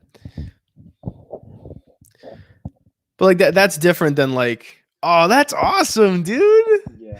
Dude, like that's different though than like you showed up to that bowling alley because you knew he was gonna be there. Like you went because he said, "Hey, I'm gonna be here." Like he publicly announced it for a meetup. But like even like as a normal person being invited, I still felt weird showing up, you know, because I didn't actually know. I'm like, what are these people thinking that don't even get invited? Like they don't. Yeah, true. Or like, up. It's just, someone. Yeah, it's the weirdest thing to me. Yeah, this is kind of a strange concept, you know. Like, oh shit, someone's coming to meet me, and they don't even know me. Yeah, absolutely. Sorry to like bum you out and talk about creeps and stuff like that. It's fine. But yeah, man, I'm trying to move on so I can get some more people on the show. Do you have any last minute comments? Anything you want to say before you're off the air? You were actually really nice. One of the nicest persons. Thanks, man. I appreciate that. I talked to on here, and we actually had a good conversation. Thanks, man. That's what I strive for on the show. You know, VOP Network, which is what I stream under, we have a really big philosophy in keeping free speech, and we value everyone's opinions and everyone's belief system. So I try, like, the whole point of my show being the political zoo is that I want different exhibits. You know what I mean? I don't want the same viewpoints or a different, like a viewpoint every time. Like I want like, oh, check out what this person thinks and this person thinks. And what do you think about this? So, thanks, man. I appreciate that. And, feel free to come by. What's the channel called? Political Zoo. I got a purple logo with a bunch of animals on it, an American flag in the background. designed by the amazing and wonderful Truly. Shout out to her. But yeah, that, and if you can't find me right away, because I am a little bit of a smaller entity, you can check out VOP USA Radio Network. I'll type that all out in chat here. Oh, you did? You got me? Yes. I'm going to say howdy. Oh, sick, man. That's awesome. Yeah, feel free to come on and watch. Oh, there you are, man. Hey, thank you. Feel free to come on and watch. I stream every Saturday typically. These, past this week and next week are going to be Sunday streams because of the holidays. But I stream every Saturday night. So if you're like playing Warzone or something, you want just dumb opinions on in the background, I'll be live and you can hear me come on. Have a great night, my man. Thanks for coming by. Have a good one. It was nice. That was a good conversation. I like the diversity in topics tonight. What's going on? KINGV. All right. That sounded like something that would be bad. How you doing? Good evening. How's it going? How's it going? I hear a baby crying. How's it going? So I'm just letting you know you are on the air right now. I'm currently live streaming this. My name is Drew. I'm the host of a show called The Political Zoo. And tonight I'm doing something different. This is my first night of doing an Omegle raid, essentially, where I'm cruising the political tags. And I just going to political interview, political debates. If you're cool with being on the air, stay on. If you're not cool at any point with being on the air, you can just click escape and head out. How you doing tonight? Good. That's good. That's good. We're both here under the Trump tag. What do you think about the Trump administration? Not a fan? You a fan of Biden? He's better, but no. In what ways is he better? Yep. That's all you ever say. I don't know. I'm not like a political person, but I prefer what he stands for to what Trump stands for. Which is what? Like, it's my job to ask people questions. How's it going? How's it going, my man? Is that a chalkboard? It is. I actually got to repaint it. Before we start talking, I just want to let you know I am live streaming right now. My name's Drew. I am a host of a show called The Political Zoo, and this is my Omegle raid night. So I am live. You are live right now by extension. If you're uncomfortable with that, feel free to hit escape and head on off. Appreciate the disclosure and everything. Of course, man. I don't want to put you on the spot. What do you put on the chalkboard though? So I still gotta wash it, and I know I said that like 8 episodes ago that I was gonna wash that, but I just haven't. I gotta wash it, and then I have some chalkboard paint. I'm just gonna paint over it and then draw a doodle every week. There's a lot of work I still have to do down here, but my recording studio and where I live are 2 very different places, so it's tough for me during the week to come down here. One's upstairs, one's downstairs. I wish, man. Yeah, one's in the city, one's in a rural suburb, so I gotta commute over here, and then I got work throughout the week, and excuse. But anyway, how you doing tonight, my man? Yeah. Christmas weekend. Yeah, things there are you go. That's right. Relatively okay. Awesome, sweet. You are on the COVID tag tonight. What are your opinions on COVID and the vaccine? Yeah, just drawn out and mishandled largely, and I think the kind of thing that exposed a lot of the political polarization that existed already. A lot of denialism. I think the Trump administration wanted to just turn a blind eye and focus on short-term economic repercussions, and they're not solely responsible for the devastation of the pandemic, but could have done a lot better. Okay. That's a solid viewpoint. I do agree that the Trump administration kind of did drag its feet in response to the COVID pandemic. What are your thoughts on vaccine mandates and government saying you have to get vaccinated or you can't go to work? Vaccinated, not vaccinated. It depends on which industry, and also it's been quite a long time that people have had a chance to get it voluntarily or adjust their lives. Firstly, the government should do a lot more to provide for people to just stay at home, and if they don't want to get vaccinated, or even if they do get vaccinated but don't want to expose themselves or risk exposing other people. Mhm. Give people like, supplementary funds, give them tests at home, do more to like invest in public health rather than inflating like the military budget by like tens of billions of dollars. Mhm. It's shameful. So the government could have done a lot more to make it practical for people to stay at home or protect themselves in other ways aside from getting vaccinated. That's right. I can absolutely agree with that, my man. I think there's kind of an ideological barrier, because if you try to do that, then many cohorts will say, "Oh, this is communism. This is socialist redistribution." There's like a serious multi-decade propaganda initiative to try to delegitimize public services like that. Okay. So that's a problem. Yeah. So in my experience, so I consider myself center right. So I agree with a lot of left issues and policies, but I identify a little bit more on the right. In my experience, at least, with seeing like COVID relief funds, I think both parties have been like, yes, government, this is what you're supposed to do with your money. You're supposed to help the people out. And they've been failing to do that. You know what I mean? Bills that have millions of dollars going to gender studies programs in Pakistan instead of giving money to people who need it in the United States. Which, I hate taxes in general. So I double hate when those tax money is used for stuff that's obviously not going to what it's going for overseas. No, I mean, like if gender studies programs in Pakistan can help prevent, things like the Taliban supporting terrorist groups like Al Qaeda, then it might actually work better to save us from multi-trillion-dollar war campaigns. Do you really think that's terrorism. going to gender studies in Pakistan? I bet that's how you described it. That's the official writing of it. But do you think that's really what that's going toward? Do you think I don't know. The outcome studies, like it's plausible.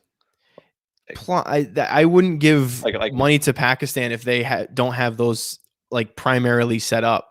That is a very like a hot area for like abuse of women and not like even inequality among the sexes.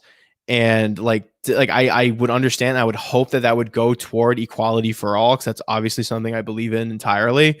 I don't think just giving them a check for 10 mil and saying, yeah, for the gender studies, I don't think that's actually going to go to that. When people are upset, is that what the program was like? We just give them money and just turn away and don't. Oh yeah, there's no follow up. We're not sending a U.S. agent to go check that out. What was this program that you're describing? It was the infrastructure. It was the same bill that gave everybody that $600. That same one. There was a lot of the reason why that took a while is because each party was trying to add things to it that would benefit them. Like I know that like the left was trying to use it to fund. Oh, I'm sorry. It's believable. Yeah, they were using it to try to fund abortion clinics and sanctuary cities, and the right were trying to use it to bolster the military budget and bolster like the police and law enforcement. So everyone was trying to take the pieces of the pie that like they should have just been given out to regular people. I don't agree with either side in that case, which they were doing. But I feel like the foreign aid should have been scaled back in favor of domestic aid. When there's a lot of people who can't work because of COVID. It's not as bad as it used to be, but at that point in time, I definitely thought that like, hey, that should have that should have stayed there. If it could have been scaled back from like rather than developing another like aircraft carrier or like another like 10 fighter jets or something, if you can invest like the same hundreds of millions of dollars into like public health relief, then yeah, maybe we can do that end also. Especially when we leave that equipment overseas. Also promote gender equality internationally, especially if it helps us to, prevent the type of like extremist ideologies that we've been fighting for the past 20 years. Yeah, exactly. Taking care of the issue instead of just fighting the issue. I like I said, I would hope it goes to that, but I don't think that it would because there's no follow up. There's no. If they don't use it for that, they could blatantly say on TV, "Hey, yeah, thanks for your 10 mil. This is going right to our nuclear bomb project." Like there wouldn't be anything we could do that would be significant because with this current ally system, if the bill was really written in such a way in Mhm. which they have like no tests and no criteria whatsoever for like where that funding goes, then maybe. But I'd have to see the bill that you're talking yeah. about. No, in just my opinion, I thought that the relief effort domestically was mishandled extremely in the United States. Like I agree with you. Like Trump administration was slow on its feet to do stuff, and then when they finally were doing stuff, the people in Congress kept trying to like benefit them in the long run. It was shameful with how they they Yeah, and handled now too, that. not much has changed under Biden. You know, like Yeah, no, it really hasn't. could significantly increase the amount of testing, or like they at least deferred college loan repayments. I think like till one May, thing, I right? guess. So you know, something that can help people, you know, kind of float on their bank accounts or whatever. But yeah, just failures of leadership and institutional capacity, just over and over again. Mhm. I think that a healthy compromise that President Biden could have done were keep the domestic oil pipelines open, because and like I am very much against pollution and I want to save the planet. That kept the price of fuel low, and it gave a lot of people jobs, the avenue to work, and the necessary evil of more pollution from the United States, where as long as we let China and India do whatever they want to do CO2 wise, like there's nothing America can do that'll really matter in terms of CO2. Plastic is a big issue in the US and corporations, but US emissions actually have been steadily going down over the course of 10 years. I mean, recently, yeah, the US was a global leader until over the last like decade or so. China finally took us over. Yeah, no, and in So China now they are like, you know, one of the larger outputters of greenhouse gases. you can't see the sky in places in urban places in China. You can't see the sky. And for the 2008 Beijing Olympics, they had to stop all production in that like grid, so that way the sky would clear up for the cameras for a month. Places you can't see the sky in California. Yeah, like, I know. Yeah, because the wildfires are so thick. Oh, that's not like a man-made thing though. That's not like a man-made thing though. Sure, no, it's exacerbated by climate change. Well, exacerbated by climate change, and but also there's the lack of regulation of That's right, yeah, telecommunications companies like telecommunications, the and also wildfires the started local by governments. shoddy power lines sparking wildfires. There was also climate change, like pro climate change policies actually added to how bad those fires were, because they didn't go in and do natural controlled burns as to not like pollute or ruin the landscape or whatever. Like the Native Americans used to do that to prevent mass fires like this. And President Trump did criticize the California government for it, to responses of like, oh, how is it the government's fault? But it's like, no, it's the government's fault, because this could have been something that's easily mitigatable, or not easily, but like something that they could handle, instead of having like people drive through hell on their way to work. Like some of those videos are burn the nuts. underbrush and like, trim the brush, debris and stuff. control Sure. burns, get that out. Yeah, absolutely. Yeah, right. But overall, though, like the climate change policies, it's not like, you know, there's like not that you said this exactly, but like it's not that like there's 50-50 responsibility on the part of you know, climate regulation and like, you know, anti-pollution you know, strictures and like climate denialism. It's not like they're both equally responsible and equally dropping the ball. For the most part, it's been like denialism and deregulation of industries. I And, think like, that we are. Sorry, keep going.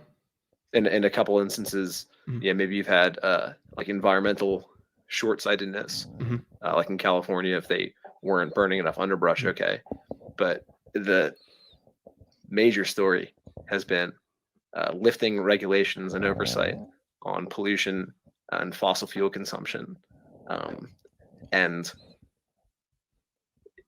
like multi-billion-dollar petrochemical industries interfering with political processes to make sure that their conglomerates do not experience government controls.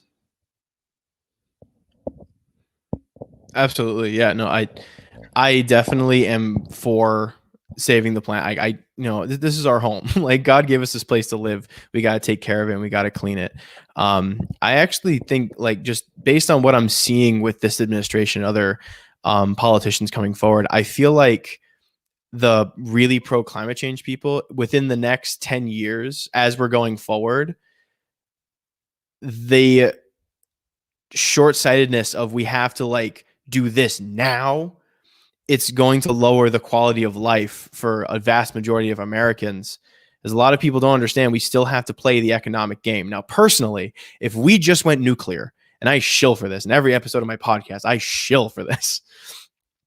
If we went nuclear, it would solve so many problems. We would have a ton of those jobs back. It would be completely clean energy with little to no waste. We would have like the only big issue would be have to know where to store them. So that way, because we can't put like a nuclear reactor on a fault line. But we have nuclear reactors that are built right now that are incapable of going into meltdown. It is the safest and most efficient. Is highly plausible. Oh, is that Really, nuclear energy really is kind of poisoned by like public relations disasters like Chernobyl, and exactly not just public relations, also public health disasters. But like in Fukushima with its tsunami and everything. Yeah, no, it's something where like that affects like the whole like, oh, if there's a nuclear power plant in like 2 towns over, we'll all die when it blows up. It's not going to blow up. Like we have, and if I am around a lot of job sites, if we keep the OSHA standards and regulations and make a whole nuclear area of that and like expand on it, we would be fine. We'd be set. And I want all cars to be electric by like 2030. Like I want that. That'd be awesome. But the way that I feel like this current administration is doing it, no one wants to go nuclear because we still have all the petrol companies and the electric companies we have to favor and coddle and make sure they get their money. So if we go nuclear, no one makes money. So that's not going to happen unless we get someone who says, screw you lobbyists, get out. I feel like the way they're doing that though is like they're trying to impose a miles tax. The price of gas is going up and making it so that way people have to pay near double what they had to pay a year ago to get to work. And like $20 last year around this time got me to between half and 3/4 of a tank. Now $20 barely gets me to 1/4. It's putting a strain on me as a working class American. People would focus on, it's not trivial, especially with these other stressors. It's not trivial at all. And, it hurts poor. But in the grand scheme, though, I think it is short-sighted.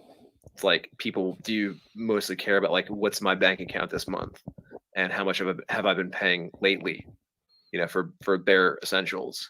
But if that's what motivates people to vote for the person who keeps gas prices down by continuing to drill and frack, then in 20 years, they're going to be far more upset and far more inconvenienced, when they can't get a loaf of bread because all of the wheat fields in Iowa have been flooded. Just like, in like 2019, I think there were farms that lost like 80% of their crop. Okay. Because they were all swamped because climate change was literally flooding out their profits, like could not grow shit. It's just it's not that it's trivial. It's not trivial, especially when you have a government which will toss crumbs during a once in a century pandemic. Yeah, it's not trivial. But it give like enough money for every family. It is still a highly temporary priority. So like I hate getting into this whole thing because you'll see, like, because everyone's motive is completely valid, like quality of life of the planet. That's obviously completely things we should take care of. I always try to go for the nuclear option because nuclear is just the best thing. Nuclear is the tits. Like that will solve all of the issues. Yeah, if we just go nuclear. That, It stinks because it's like the quality of life is important, especially in terms of economics, with China overtaking the US. China and US are in this mutually assured destruction thing, and the Chinese economy is rising as they are starting to break into the consumer sphere. And like, say, doomsday scenario, China is able to nuke the US to no opposition, minor opposition, and China takes over the world, or like China and its allies take over the world. What do you mean nuke the US? So the reason why China and US can't go to war over anything, even though like we found Chinese spies sleeping with members of Congress, and like with the way China treats its citizens in like complete totalitarian regimes, throwing people in camps for being Muslim, or throwing people in jail for years because they posted a picture of their leader as Winnie the Pooh. The reason that the US, the supposed beacon and bastion of freedom, can't walk in and say, stop that, I'm going to smack you in your mouth. The reason we can't do that, like we kind of did in the Middle East, where like I know like they wanted oil, but not very well. Yeah, not very well. But the cover story was like that was the cover story. Yeah, the cover story, and like it's a lot of people went over there for that, and that was a lot of the main objective of a lot of people going over there. Is these people are subject to inequality, these people are subject to brutal regimes with harsh punishments for low crimes. We want to go in there and instill democracy and instill like a more ethical judiciary system and a more ethical system over there. We can't do that with China because U.S. and China have mutually assured destruction, where China is the number one producer, U.S. is the number one consumer. If economically, yes, economically, if one of those countries were to go belly up, the other country would soon follow suit, and so also mutually assured destruction in an economic sense. Yes, well, then because then it would essentially be destroyed because you'd have people fighting in the streets for loaves of bread. And if the US and China's economies go down or just go down entirely, then the rest of the world is going to feel that wrath. It is a fallout to where it's a very highly explosive game of chess. You know what I mean? You move a piece on a wrong spot and the whole table could blow up.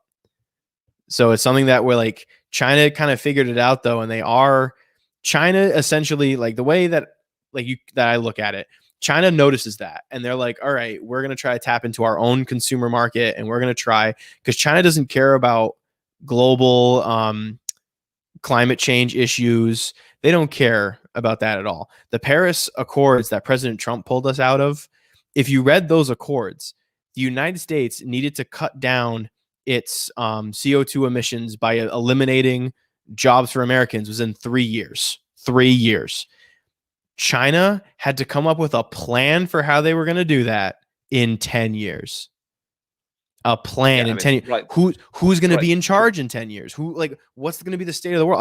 Like at 9.5 years, they can pull out of that. Like they can unfortunately, the Paris Accords, I think, were like insufficient to begin with. Oh, yeah, they were. Yeah. So yeah. And I understand, reflective of how, like the US was the primary polluter for decades, I believe, until China recently took them over. So right, if there was this like imbalance of agreement or the terms that different countries would agree to, then that might reflect the different contributions that each country had made historically to the problem of climate destabilization. But yeah, maybe it was unreliable that some Chinese leader a decade in the future would honor those agreements. That's too bad. Hopefully the global climate doesn't suffer because of it. Yeah, and I think China like realized it at that point too. Like we can do whatever they want, because the only country that could really step up and like actually fight China would be the United States. And since that mutually assured destruction, since the alliance system, it's like World War I. They have the alliance system of China with Russia and North Korea, where the U.S. has North America, South Korea, and members of Europe. And even them like might just not want to support a conflict like that. It makes it that way China can kind of take advantage of that system and do what they want. And where the U.S. is like, there's a lot of people in the U.S. and I'm one of them that say, hey, we got to cut down our emissions, cut down on our plastics. I don't want to be eating hundreds of thousands of microplastics when I bite into an apple. Like that's gross. Like that's awful. Like, other than the violence, Ted Kaczynski, you know what I mean? No violence, don't bomb people. But like the whole industrial revolution and its consequences, this pollution is getting into our food. We're going to become, if we don't stop our plastic pollution within 3 generations, we're going to be sterile. Do you know why we're constantly like having less testosterone than the men before us? because we have these plastic inhibitors that we eat every single day. Maybe. I mean, I haven't read that, but if you have sources, then I'd be interested in checking it out. I don't have my cheat sheet on. I gotta like tattoo a cheat sheet on my arm or something like that. But like the microplastics are. Do you recommend insane. I read what Industrial Society and Its Enemies? Is that what you're recommending? No, so the what I was referencing was the letter from Ted Kaczynski. Okay, yeah. Yeah, like the climate pollution is a problem, and it is something I definitely agree with. But we have sensible solutions. Honestly, I think it's not very sensible to reference Ted Kaczynski and related to any of this stuff. Well, yeah, I'm saying like without the violence, like you don't like I don't condone violence. But you could make the same point without referencing. You could make the same point without referencing. Well, I'm saying because Kaczynski or referencing his philosophy or terrorist manifestos at all. I was referencing his philosophy of that Industrial Revolution. Listen. If there are actual studies to link plastic consumption with decreasing testosterone, as there may be, just link to that. Don't cite terrorist manifestos. What are you thinking? Excuse me? Yeah, I might excuse you. What are you thinking? No, you don't say that. Don't say, oh, I might excuse you. No. I'm saying, what are hey, you thinking? I'm not referencing terrorist manifestos. I'm saying that, hey, he was talking about the Industrial Revolution and the consequences. This is one of those consequences that he was alluding to. You could have made that point without referencing a terrorist. I'm making that point because he was talking about it. That was something that he was passionate about. And I said, hey, this is what he meant. I don't condone hurting people, but if you protest your logic, by your logic. Don't shush me. Fuck you. You don't get to shush me on my show. I will shush you. No, don't fucking shush me. Idiot. I'm not a fucking terrorist. Idiot. Shut the fuck. I'm telling people not to bomb people. Literature. If you, bro. No, listen. If you are a critic of U.S. intervention in the Middle East, why didn't you cite Osama bin Laden? Why not? I thought Osama bin Laden had points other than terrorism. His terrorist manifestos. Bye. Okay, soy boy asshole, dude. Hey, you don't get to reference that. And dude, take a stand on something. Holy shit. What's going on, man? You don't have a shirt on. I can't talk to you. Hey, oops. Hey, how's it going? You're my boyfriend. No. Out of here. Hey, how's it going? You gotta talk. You gotta talk to be on. Hello. What's going on? See you, dog. What's going on? Not too much, man. How are you? I'm just chilling. I just want to let you know I'm currently live streaming right now. Oh, and he's going, hey, man, some people aren't comfortable with that. What's up, man? Hi. That guy looks like in high school. I'm not gonna. Hold on. Can we talk about that real quick? Do you like Taylor Swift? I don't know. I'm sorry. Not too much. Okay, hold on. Let me clear my, before anyone, I mean, no one's going to cancel me. I have like 6 viewers, but to just fully elaborate on that, I don't support terrorism. There are things that drive people to perform awful acts. And the Industrial Revolution and its consequences is a real problem that we are starting to see. I don't support the terrorist actions of anyone. I don't promote any kind of violence. But if people have a cause that they're willing to be violent under, it's worth looking into that cause and understanding it. The Industrial Revolution and its consequences is horrendous. Is it worth killing over? Absolutely not. It's worth protesting. It's worth getting the information out. It's worth raising awareness, and it's worth voting people into office that will take care of that. I don't understand that guy having to go, oh my goodness. That's like me saying, man, I like pants. You know who wore pants? Hitler. No. He had an actual idea that it's like, hey, there's some significance to the idea. Obviously, don't take it super far and bomb your local business. Obviously, don't do that. It blows my mind. The absolute ignorance on that guy. Don't say a terrorist. Shush you. Fuck you. Don't come on my show and tell me to shush. Fucking soy boy, dude. He has absolutely no integrity. Scared. He's absolutely scared.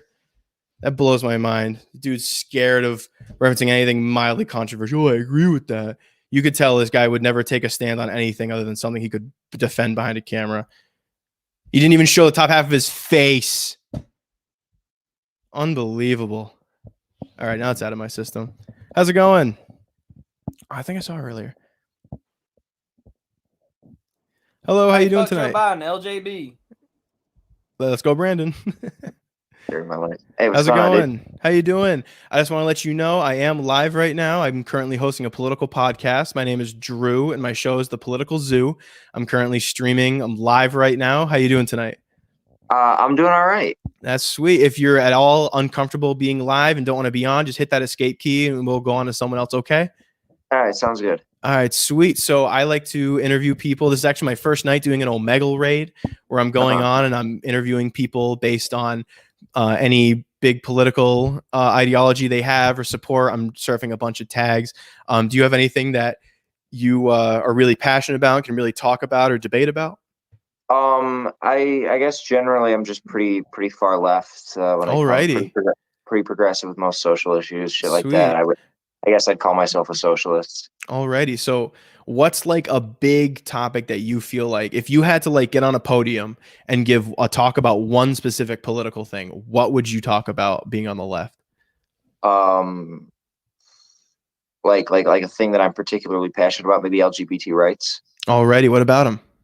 I think that there's some pretty bad attitudes in America in our political institutions about LGBT folks. Okay. And I think that should probably be changed. Like the fucking, I know that Biden actually did roll back a lot of the Trump era sort of like trans exclusionary executive orders and shit.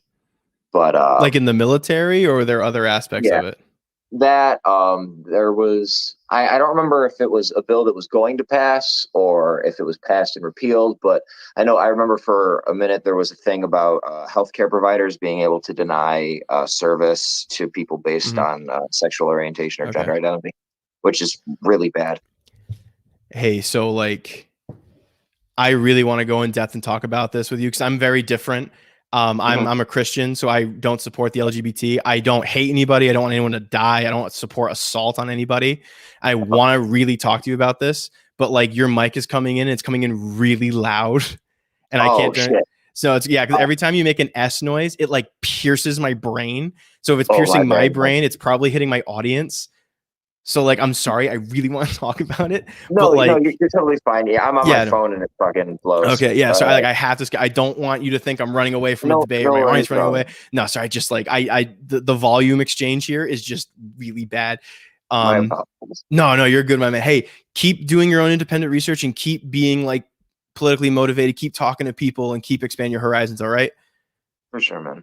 No problem. Hey, my show's Political Zoo. If you want to come by and watch an episode in the future or this episode, currently I am live streaming Political Zoo from the VOP USA Radio. You have a great night, okay?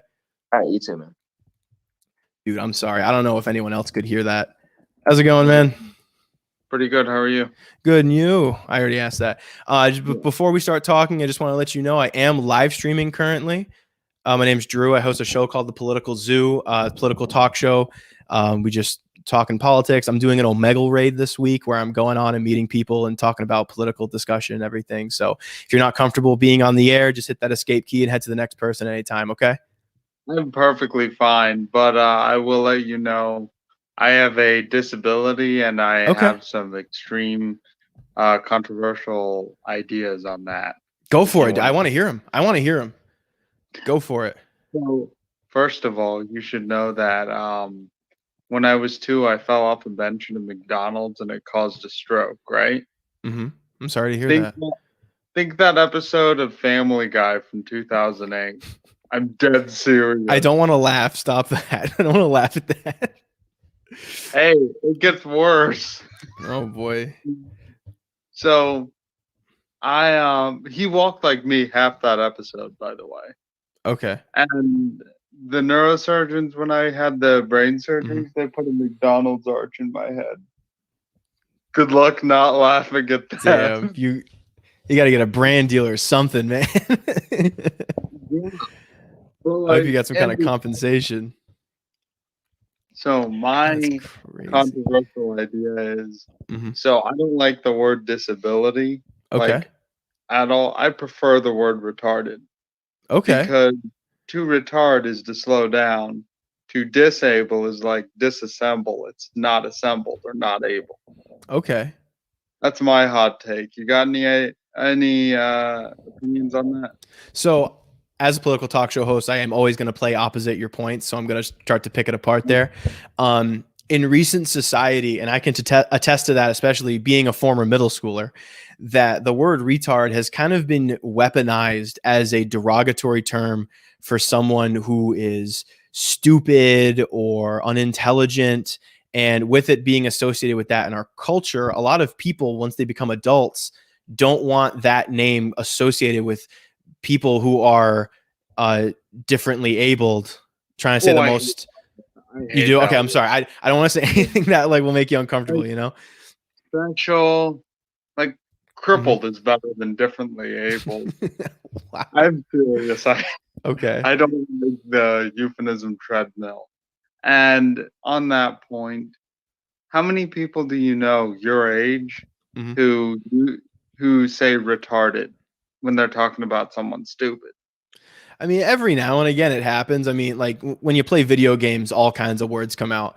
But like, you know, like I mean, I live closer to the Boston area, so like that's kind of a phrase people are like, it's retarded because of the accent of the R's.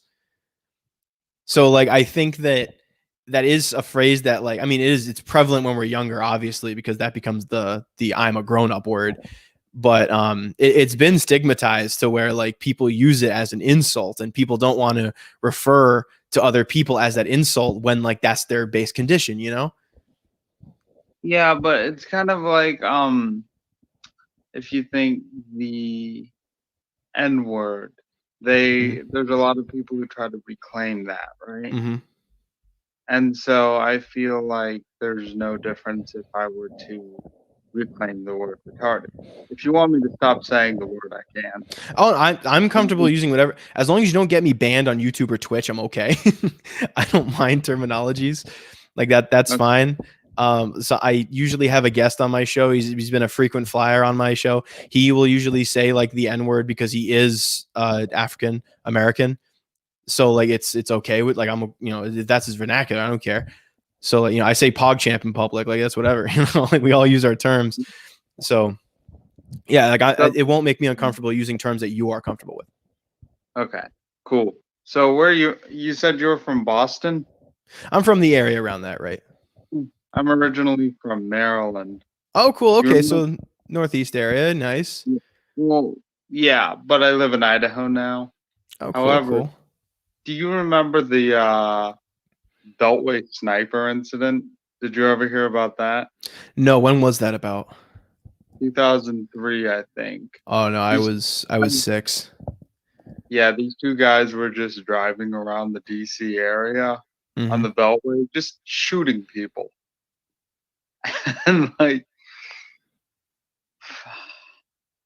yeah, I still can't sleep by a window, so that's fun. Damn, that's crazy, man. So you like history, right? I do, yes. I mean, all politicians like history. You want to see some really old money you can maybe put on your channel? That'd be cool, man. Go for it. Yeah. That'd be cool. Can I ask you a quick question while you're grabbing it? Yeah. So, like, I very much admire that you want to reclaim that word as a word that's used in its proper setting. Yeah. How often do you see or encounter someone using that word in an offensive connotation or in like a way to insult you or others that are like you? Honestly, not that much because so you know that whole idea of you make the joke first so no one else can make it and have any good reaction from it.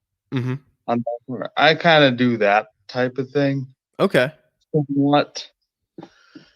But most of my friends, they call me disabled as an insult. I get you. You're a super cool guy, dude. Thanks for talking with me tonight. I'm not done. I'm showing you some old I know. stuff. I know. I'm just saying, you're a cool guy, man. Like I like your sense of humor.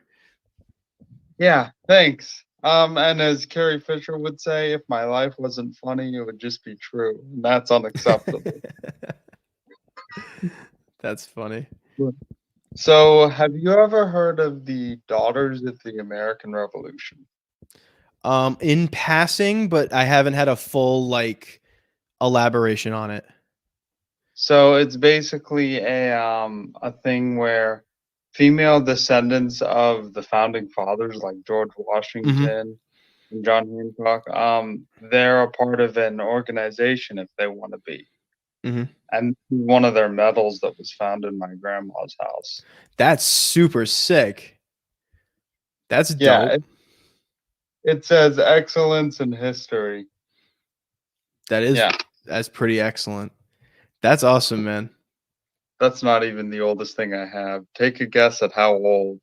1732. Older. 1600. Older. Damn, how old? You're about 1,000 years off. Wow, really? How do you know it's that old? It's a Greek widow's mite from 400 BC. That's 400 BC. That's absolutely insane. Well, it's so old that it's actually from 400 to 350 BC. They don't know when. That's insane, man. That's awesome. Thanks for showing me that. I got to get going. Just get some more people on my show to fill my time slot up. Thanks for talking to me. Thanks for being a wicked cool guy with a great sense of humor. I hope you have a great night. You got a TikTok? I do, but I'm not even on it. Here's my username. I think let me copy that to my clipboard so I have that. All right. There you go. Profile pic Peter Griffin from that episode. All right. Everybody who's I have an audience. Alrighty. All right. Have a good one. Oh, one, I'm Billy. so sorry. Okay, thank you. Have a great night. I'm sorry talking to my chat. Have a great night, my man. I'm sorry. I just realized I didn't switch that back. That is on me and me being unprofessional. There we go. I'm so sorry, chat. That's my bad. How's it going? Nice hat. Just want to let you know. Okay. I'm sorry, chat. That's completely on me. How's it going? I'm so sorry. Yeah. Oh, I totally forgot. I thought it was on. How's it going, man?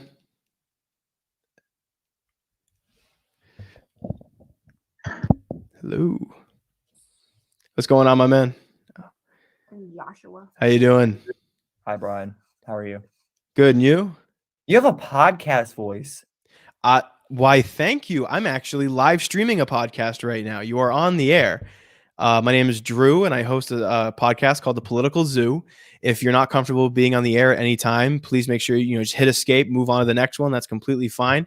I'm going through all the political tabs, just trying to get some interviews with people, see what their political views are, and elaborate them on the show. That's fucking What cool, are you bro. on YouTube or like Spotify? Yeah, so I'm on YouTube. I'm on Twitch as well, and I stream to a bunch of like littler sites. It's mostly through StreamYard. So my show is called The Political Zoo. So if you look that up, my logo is purple. It has American flag behind it and a bunch of animals. Designed by the amazing Truly. I'm also on Instagram and Twitter. I stream to a bunch of platforms. So I have an audience right now on StreamYard. I have an audience of 7 people. I'm glad enough people stuck around because I just had my overlay wrong, so I wasn't showing Omegle. I was just showing my camera, so it was me talking to nobody. But now people can see. I looked it up on YouTube. I can't find it. Wait, what are you streaming on? StreamYard? You said StreamYard?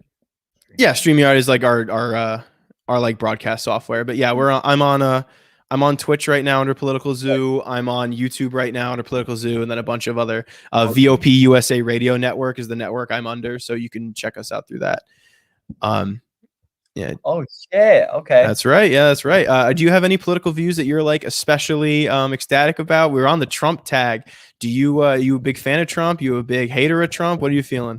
We come on here just to see people's reactions. To be So honest. basically, we kind of are like more for Trump. Like we are Republican, and like we Okay. honestly just come here just to like see like because I feel like when you go on a Biden tab, it's just a whole bunch of like Trump supporters trying to like get to clown or whatever. Like Bunch of trolls. Yeah.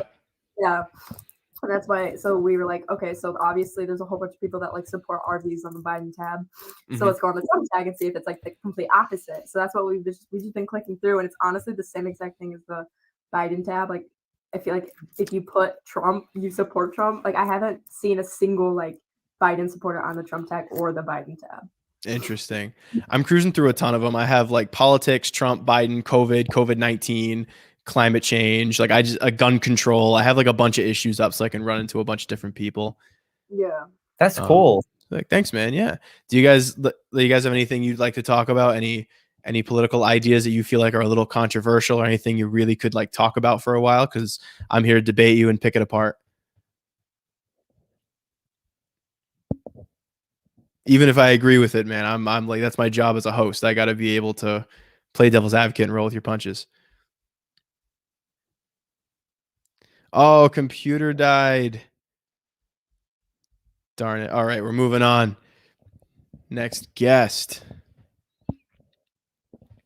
A loading wheel, my favorite guest. How you doing tonight? Oh, she's gone. How you doing? Pretty good. Nice wood sort of rules, man. Thank you very much. I actually have this set up because I'm currently streaming live right now. You're currently on the air.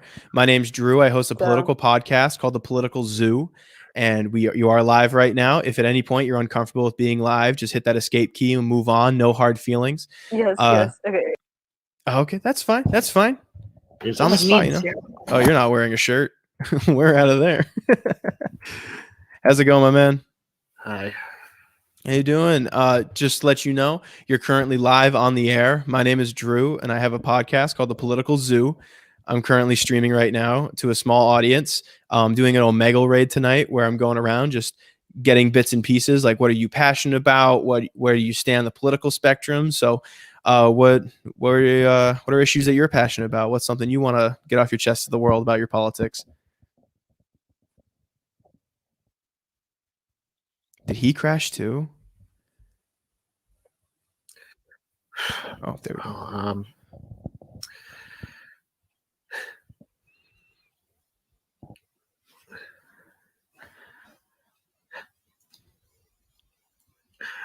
Forgive me if I stay too quiet too That's long. okay, my man.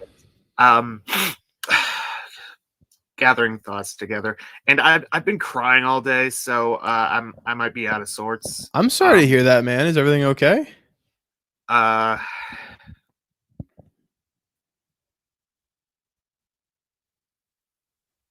Yeah, everything's all right. Been feeling pretty strong emotions all day, so I'm sorry about that, man. Hey, if it makes you feel any better, the holidays, especially this year, are really tough emotionally for me as well. So I understand like the feeling, man. How was your Christmas? It was good, brother. It was good. I do have like, a political podcast I'm running right now. So your internet is keeping on cutting out. Like I'm having trouble getting a stable connection with you. So like, unless you have like a big topic you want to talk about, I am going to move on just to keep the show going. Okay. Peace. Have a good one, my man. I hope things get better for you.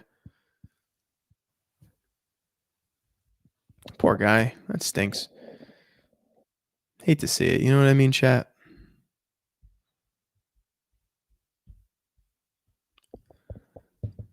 How's it going? Hey man, how's it going with you? Oh, that is prepubescent. We don't fuck with that.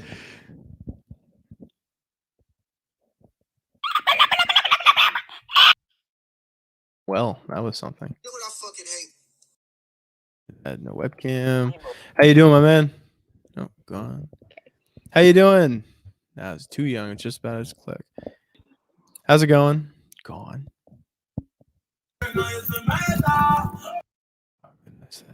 I could tell it's gonna be trouble. How's it going? Oh yeah, no, with that sign in the background. How's it going, brother? I'll be able to see you, man. Hello. Hello. Is it possible if I could see you right now? No. We gotta get faces. How's it going? That guy would impress. I feel like he has something to say. How's it going? How you doing? Good, and you? Just want to let all of you know I'm currently live streaming right now. I have a political podcast. My name is Drew. My show is called The Political Zoo. I host it on the VOP USA Radio Network. Currently streaming to a small audience right now. So if at any point you're not comfortable with being live, you can just hit the escape key and head right on out. Okay. Alrighty. Hello, that's right. My chat right over here. So I found you guys on both the Trump and Biden tags. Do either of you have strong opinions about either of those presidents or any strong opinions about any political aspect going on right now? I'd love to hear them. Got anything? You see. I got nothing. We're here to pick on furries. That's basically it. I get you.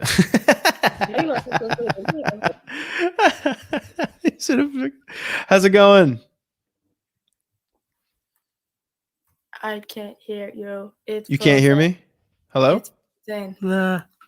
Hello? It's frozen. Oh, I think what's going on? Hi. Young, I'm sorry. You guys see me? Howdy there. You're fine as hell. Thanks, bro. So I just want to let you know before we start talking, I'm currently live streaming right now. My name is Drew, and I run a podcast called The Political Zoo. I'm currently streaming to a small audience. If at any point you're uncomfortable with being live, just hit that escape key and move on. No hard feelings, okay, my man? Man, I really don't think I should be on there. All right, brother. No. No, I'm Wow, only make- 13, so I'll copy that, brother. Thanks for letting me know. How you doing? Whoa, your camera is clear. Thank you. That's because I'm currently live streaming a podcast right now. My name is Drew, and I'm hosting The Political Zoo. I stream under the VOP USA Radio Network. If at any point, okay, just go. It's about doing? drive. It's about power. That was funny. How's it going? You're like 30. Close. 25. 32. Oh, Close. So you're under the Trump tab. yeah. So how you doing? Just before we keep going, I'm currently live streaming to a small audience. My name is Drew, and I host a podcast called The Political Zoo. And I'm currently doing an Omegle raid just to go under a bunch of different political tabs and see what people all around the world think about certain Am I politics. going to become famous? I don't know, maybe.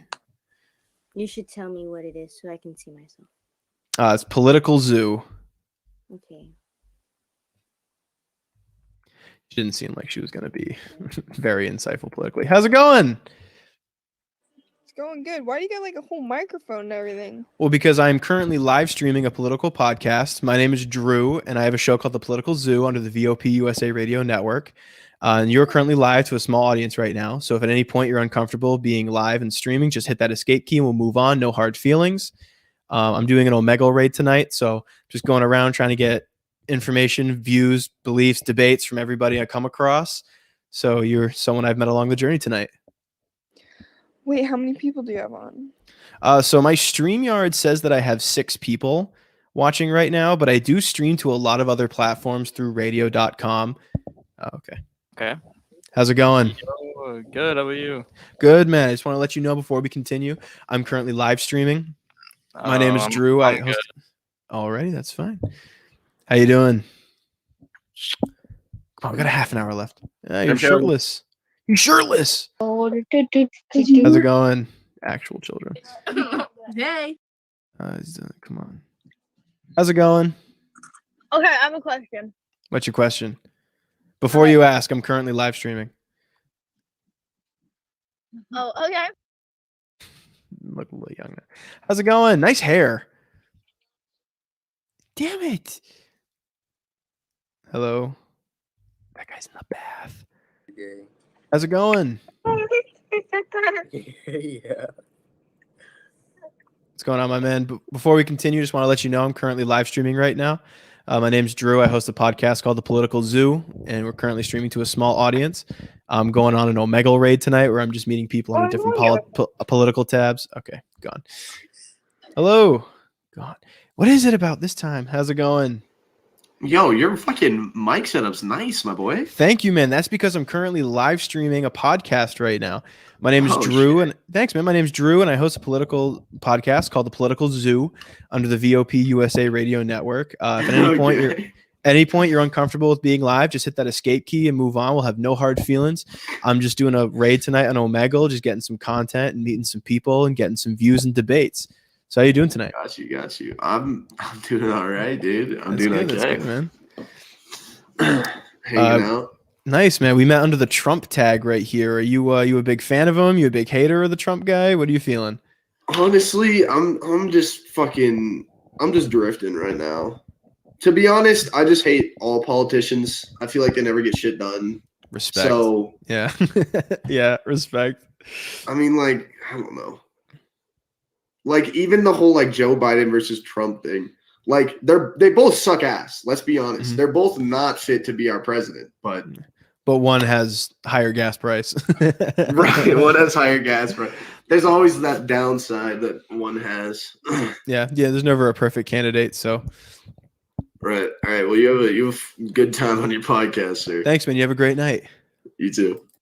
That's cool. I like cool people like that. How's it going, man? It's going all right. It's good, bro. Hey, I just want to let you know before we continue, I'm currently live streaming. My name is Drew. Shit. Yep, my name's Drew. I have a radio show tonight called The Political Zoo under the VOP USA Radio Network. I'm just going on an Omegle raid, just getting people's different viewpoints and debates and stuff. I'm going under a bunch of different political tabs. How are you tonight? I'm all right. I'm all right. Oh, yeah. Where do you stand politically? I don't really care. Oh, okay. Yes, there's a lot of controversy, and I don't know. That's the whole It's point. like- People want to see yeah. controversy. Exactly. So Yeah, I mean, I try to stay away from it, honestly. All right, bro. So if you're not political, no hard feelings. I'm just going to get going to the next person, okay? That's fine. That's completely. You have a great night, brother. You too. You too. Okay, hey, we're cool about it. No trolls. What's going on, man? Nothing much. Just before we go on, just want to let you know I am currently live streaming right now. My name's Drew, and I host a political show called The Political Zoo under the VOP USA Radio Network. So if at any point you're uncomfortable with being live on the air, just hit that escape key. No hard feelings. We'll move on, okay? He frozen? What's with these connections? That's cool, my man. Are you, so where do you stand politically? Hello? Hello? Can you hear me? Oh, sorry. You're just delayed on my part. Okay. Yeah, I can. Wow, it's just Okay, delayed. good. I don't label myself politically. Solid. I don't like to do that either. Do you have any specific political ideology or issue that you're super passionate about that you can really talk about or debate?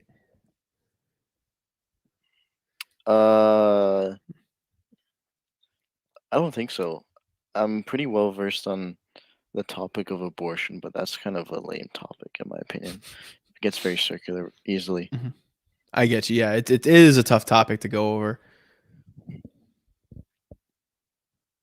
Yeah, I guess I don't know what's some of your views, and I can bounce back off of that. Damn, man, I'm the host of the show. You can't do that. No, I'm just kidding. I mean, so I'm a Christian, so a lot of my political views come from my faith. So I have a lot of people who really like don't vibe with that and don't like that. So it's usually a point of contention in a lot of political debates. I'm very pro nuclear power to fix climate change. I don't like fossil fuels, and I don't like what we're doing right now to try to mitigate that. I'm pro-life. I am against the LGBT. I don't wish any ill on any members of the people who involve themselves in the LGBT. I don't advocate for violence, assault, any kind of bad things that go their way. People are people, they live their own lives. I can't agree with a sinful lifestyle. So if you know that's where I stand on that. What's another big one? Oh, you should have seen it earlier, man. I was talking with a guy about climate change and about the microplastics and everything. Right. And I said, like, it's the Industrial Revolution and its consequences. The microplastics are one of those consequences. And this guy was like yelling at me because I referenced Ted Kaczynski. Ted Kaczynski's dude. He's pretty based. He was like, Living in- you living in the you middle should of do the that. We're forest." referencing a terrorist. Excuse you. Like he was like yelling at me. I'm like, dude, shut the fuck up. Who are you? Like, I was so confused. Like he got so upset. He's like, you're against us in the Middle East. Don't reference Biden's terrorist manifesto. I'm like, dude, Biden had points. I don't like him bombing buildings, but like I don't like the U.S. stuff over there. Like, Yeah. that's like me going like, oh yeah, remember when Hitler said he liked to wear pants? Like I like to wear pants. Does that make me a neo-Nazi? Like, Exactly. yeah. What about like immigration? What do you stand on that? So I actually really am in favor of the Trump administration's policy on immigration. I thought the border wall was a very prominent symbol of that America takes that border relationship very seriously. In Trump's first 2 years in his presidency, more people were arrested, charged, and prosecuted for sex trafficking and human trafficking than in Obama's entire 2 terms. So the upping of security at the border did mitigate the biggest criminal empire of our time, which is human trafficking. But like I understand the flip side of that, where people want to be able to cross the border easier, be able to get like their families over. I don't like separating families. I don't like putting children in foster homes until their parents can get deported with them. I'm not a fan of that, but it is an unfortunate consequence of how we can keep people safe in our own country. Right. It's one of those things where it's like you got to give and take. I wish we could just open up all borders and be whatever, but that's not how the law of the land works. What about drugs? Kind of a neutral stand. That one's so like drugs is such a tough topic.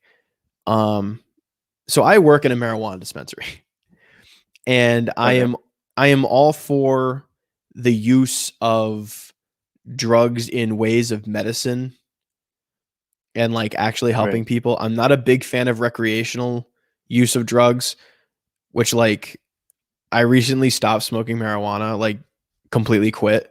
So like if anyone knows me personally who's watching this, they probably think I'm a huge hypocrite, but like I completely stopped. I don't want to be a part of that.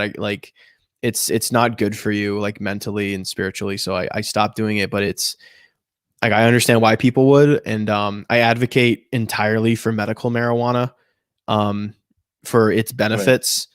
But there's also big pharma has some issues. Like there are prescription drugs that are worse for you than some of these illicit substances, right?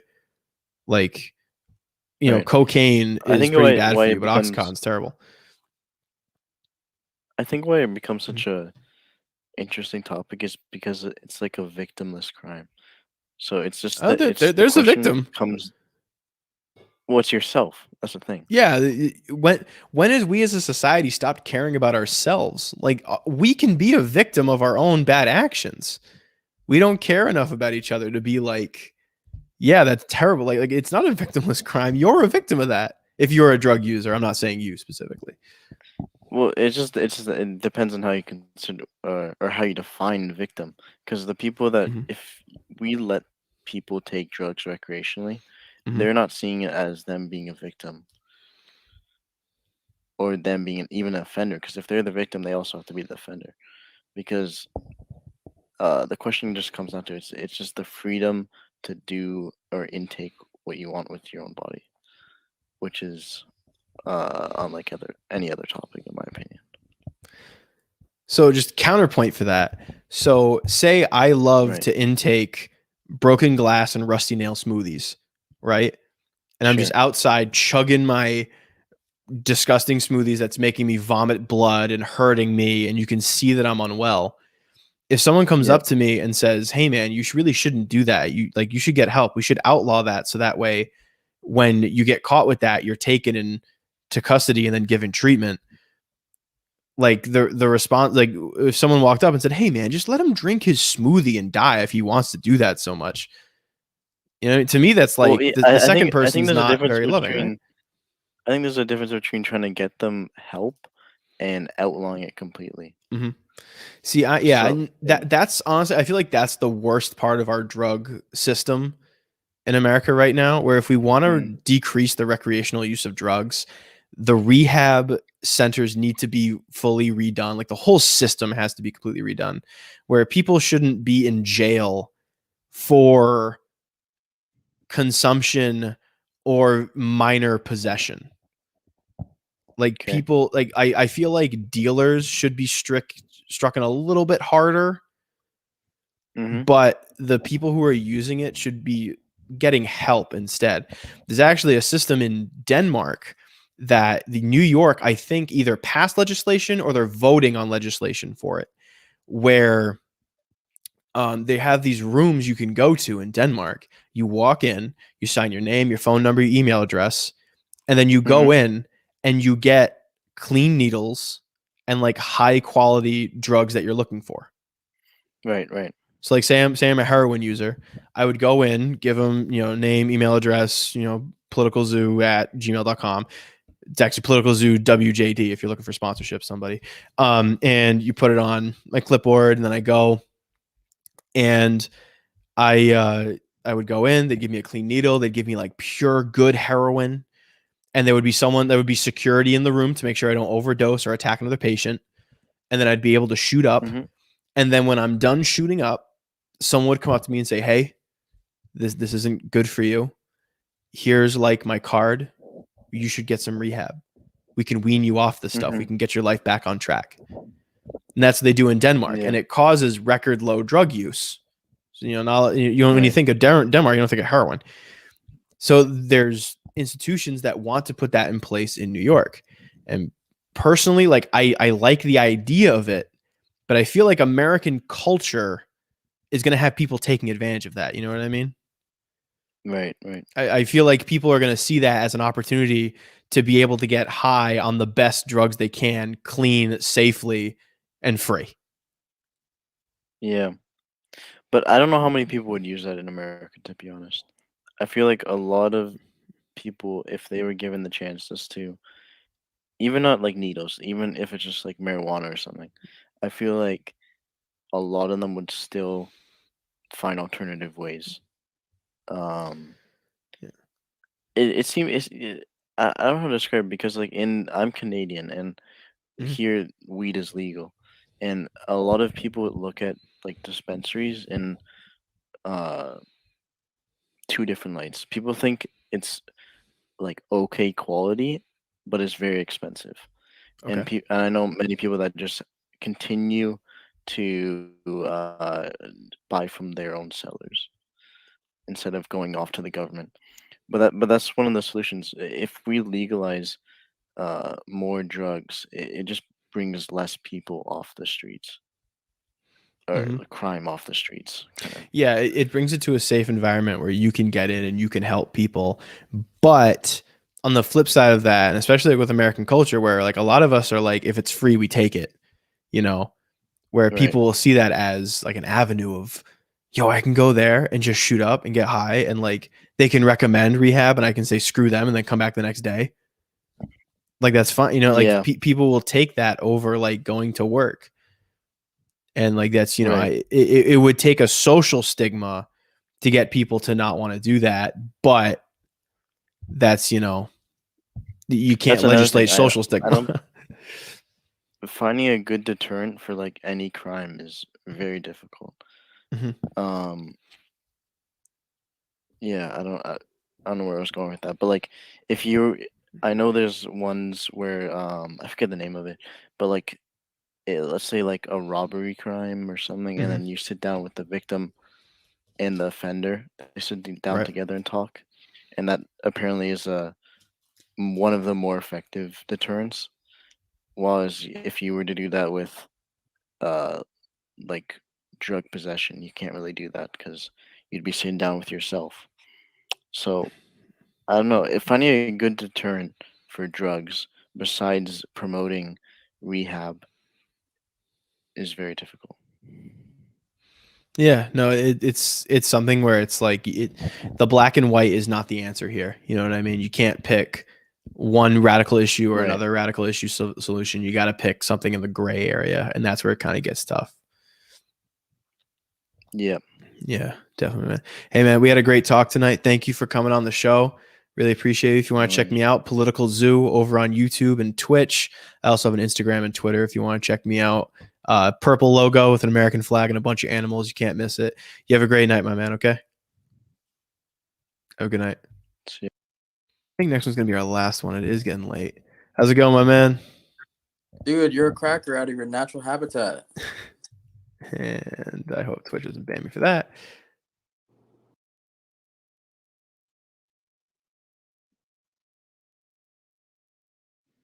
Hello. Oh, yeah, I just look kind of, yeah, that's good. Hey, what's up? Oh, I already talked with you. Hello. All right. Hey, how's it going? Oh my god. That was kind of funny. I was going to let that ride. How's it going? Hello. Hey, so before we start talking, I just want to let you know I'm currently live streaming right now. I'm Drew. I host a political show called The Political Zoo on VOP USA Radio Network. I'm currently streaming to a small audience, so you are live. If at any point, all right, if at any point you're uncomfortable with being live, just hit that escape key, and you're good to go. No hard feelings, okay? All right, mate. Good. So I'm currently doing an Omegle raid where I'm just going to see different people, different political views and all that. I see we've met under the Biden tag. Are you a big fan of the guy? You hate the guy? What are you feeling? He's fucking stupid. Do you prefer Trump to him? He's like Trump, but he says we love Mexicans at the beginning of it. Mm-hmm. That's basically it. All right, all right. Do you have any like big political views or any stances on issues that you feel like you could talk about forever, and that anything controversial you really want to talk about? I mean, I'm pretty sure I have some controversial things to say, but I don't really want to say that particularly. All right, that's fine. Well, mate, I'm gonna go now. Goodbye. Alrighty, have a good night. All right, just one more. If we didn't get a good talk. What's up, man? So before we start talking, I just want to let you know I'm currently live streaming right now. My name is Drew. I have a political talk show called The Political Zoo on VOP USA Radio Network. I am streaming. So at any point you're uncomfortable with being on the air, just hit that escape key. We'll move on. No hard feelings. How many viewers you got? Right now, according to my StreamYard analytics, I have 6, but I do stream on a bunch of different platforms through radio.com. So I'm not exactly sure until like the day after how many people watched. So we met under the Biden tag here. What's your thoughts on the man? You like him? You hate him? I hate him. Do you prefer Trump to Biden? Yeah. Would you call yourself more Republican than liberal? Yeah. Nice. Do you have any particular political stances or controversial hot takes as far as politics go that you'd be willing to share here on the show? And then I'll do my job as a radio host and pick them apart. What do you mean? Like, you want me to go into like Biden's presidency or no? Yeah, if that's something you're really passionate about and you can talk about for like, I mean, I have until 1:30 in the morning. It's currently almost 1:15. So I have like 20 minutes or so left in my show. So if you want to go off about the Biden administration, you go right on ahead. Yeah, I just think it's crazy how they like shut down the Keystone Pipeline, Mhm. pushing vaccines on people. So you don't agree with the vaccine mandate? No, Are you vaccinated? no, Do you plan on getting vaccinated in the near future? no. Cool. Okay. All right. I'm currently unvaccinated as well. So I also share those opinions, but if you had different opinions, I let them air out. Yeah. Nice, man. Do you think that the election in 2020 was rigged, messed with, hacked? Do you feel like it was a fair, free, and legitimate election, or do you think that there was some kind of outside forces at play? I think it was rigged. For Mhm. sure.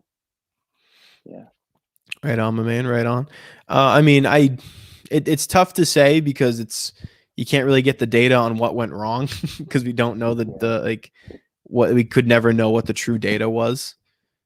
I mean, it is crazy how like they did the mail-in voting at the end. So Yeah, no, I have a tough time believing that Joe Biden's the most popular president of all time. 80 million people. I don't know if you even know this, but if you go on YouTube and go look up whitehouse.gov, Mhm. and you go on their YouTube channel, there's only like 1,000 people watching it, and there's more dislikes than likes. Well, they got rid of the dislike button unless you have the Chrome extension. Yeah, but I'm just saying, like, if he was really more popular than Trump or Obama, or because he's the most popular president Mhm. in U.S. history, I think there would be more likes than dislikes and more people watching. Yeah, no, I definitely agree with that. If he was like so popular, you'd feel like people would want to keep more tabs on him. I get you, my man. I get you. And they keep shutting things down. Like, I'm from Massachusetts, actually, so it's Oh, a nice. blue Same. state. Are you really? Yeah, that's right. We're currently. I'm not gonna dox myself on stream, but I'm willing to say Massachusetts. Yeah.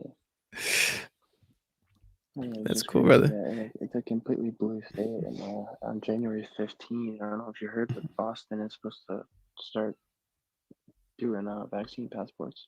Oh, no, I completely disagree with that. I think that's absolute overreach. I think that's tyrannical, borderline. I'm a Christian, so I like that's like mark of the beast territory, and that's something I'm not really about. So I mean, that even sounds like Nazi Germany. yeah, no, getting Back people then. to having to like show your papers, or you can't work, or you can't eat, or you can't like, do whatever. And I think that's that's what's going on messed here. up. Yeah, I think that's messed up. Yeah, it's crazy. Yeah, man, it is. All right, man. Thanks for coming on. I'm just gonna keep on scrolling the Omegle. I'll see you later. If you want to check out my podcast, Political Zoo, on Instagram and Twitter, as well as Twitch and YouTube. You have a great night, my man. You too. Nice. How's it going? Oh, okay. That might be a sign. What's Careful, up? bro. Whoa, what is going on? Okay, I'm gonna. I think it might be a sign here. I'm gonna move on along. Let's put myself back in frame here. And there we go. Already everyone's coming close to that time. I think that was a sign things are starting to wind down. Thank you everyone for coming on by, listening. I love my active comment section here. Had a really fun time tonight doing an Omegle raid. I think I might do a couple more in the future, and I might be posting a couple of Omegle raids that aren't from the podcast on the YouTube channel over at Political Zoo on YouTube. If you want to keep up to date with Political Zoo, follow me on Instagram and Twitter. If you want to support the show monetarily, I do have a Patreon that's up. For as short as $1 a month, you get access to the exclusive Political Zoo Discord server where I have plenty of channels for people to debate. You can hang out with me and a couple other members of people from the VOP USA Radio Network that are a part of the server. So if you want to come by and take a look at that, you will as well. Other Patreon awards will come later as we grow bigger and better. Make sure everyone keeps doing their independent research. Everyone keep questioning everything and keep coming back for other episodes of the Political Zoo. I've been Drew. Have a great night, everybody.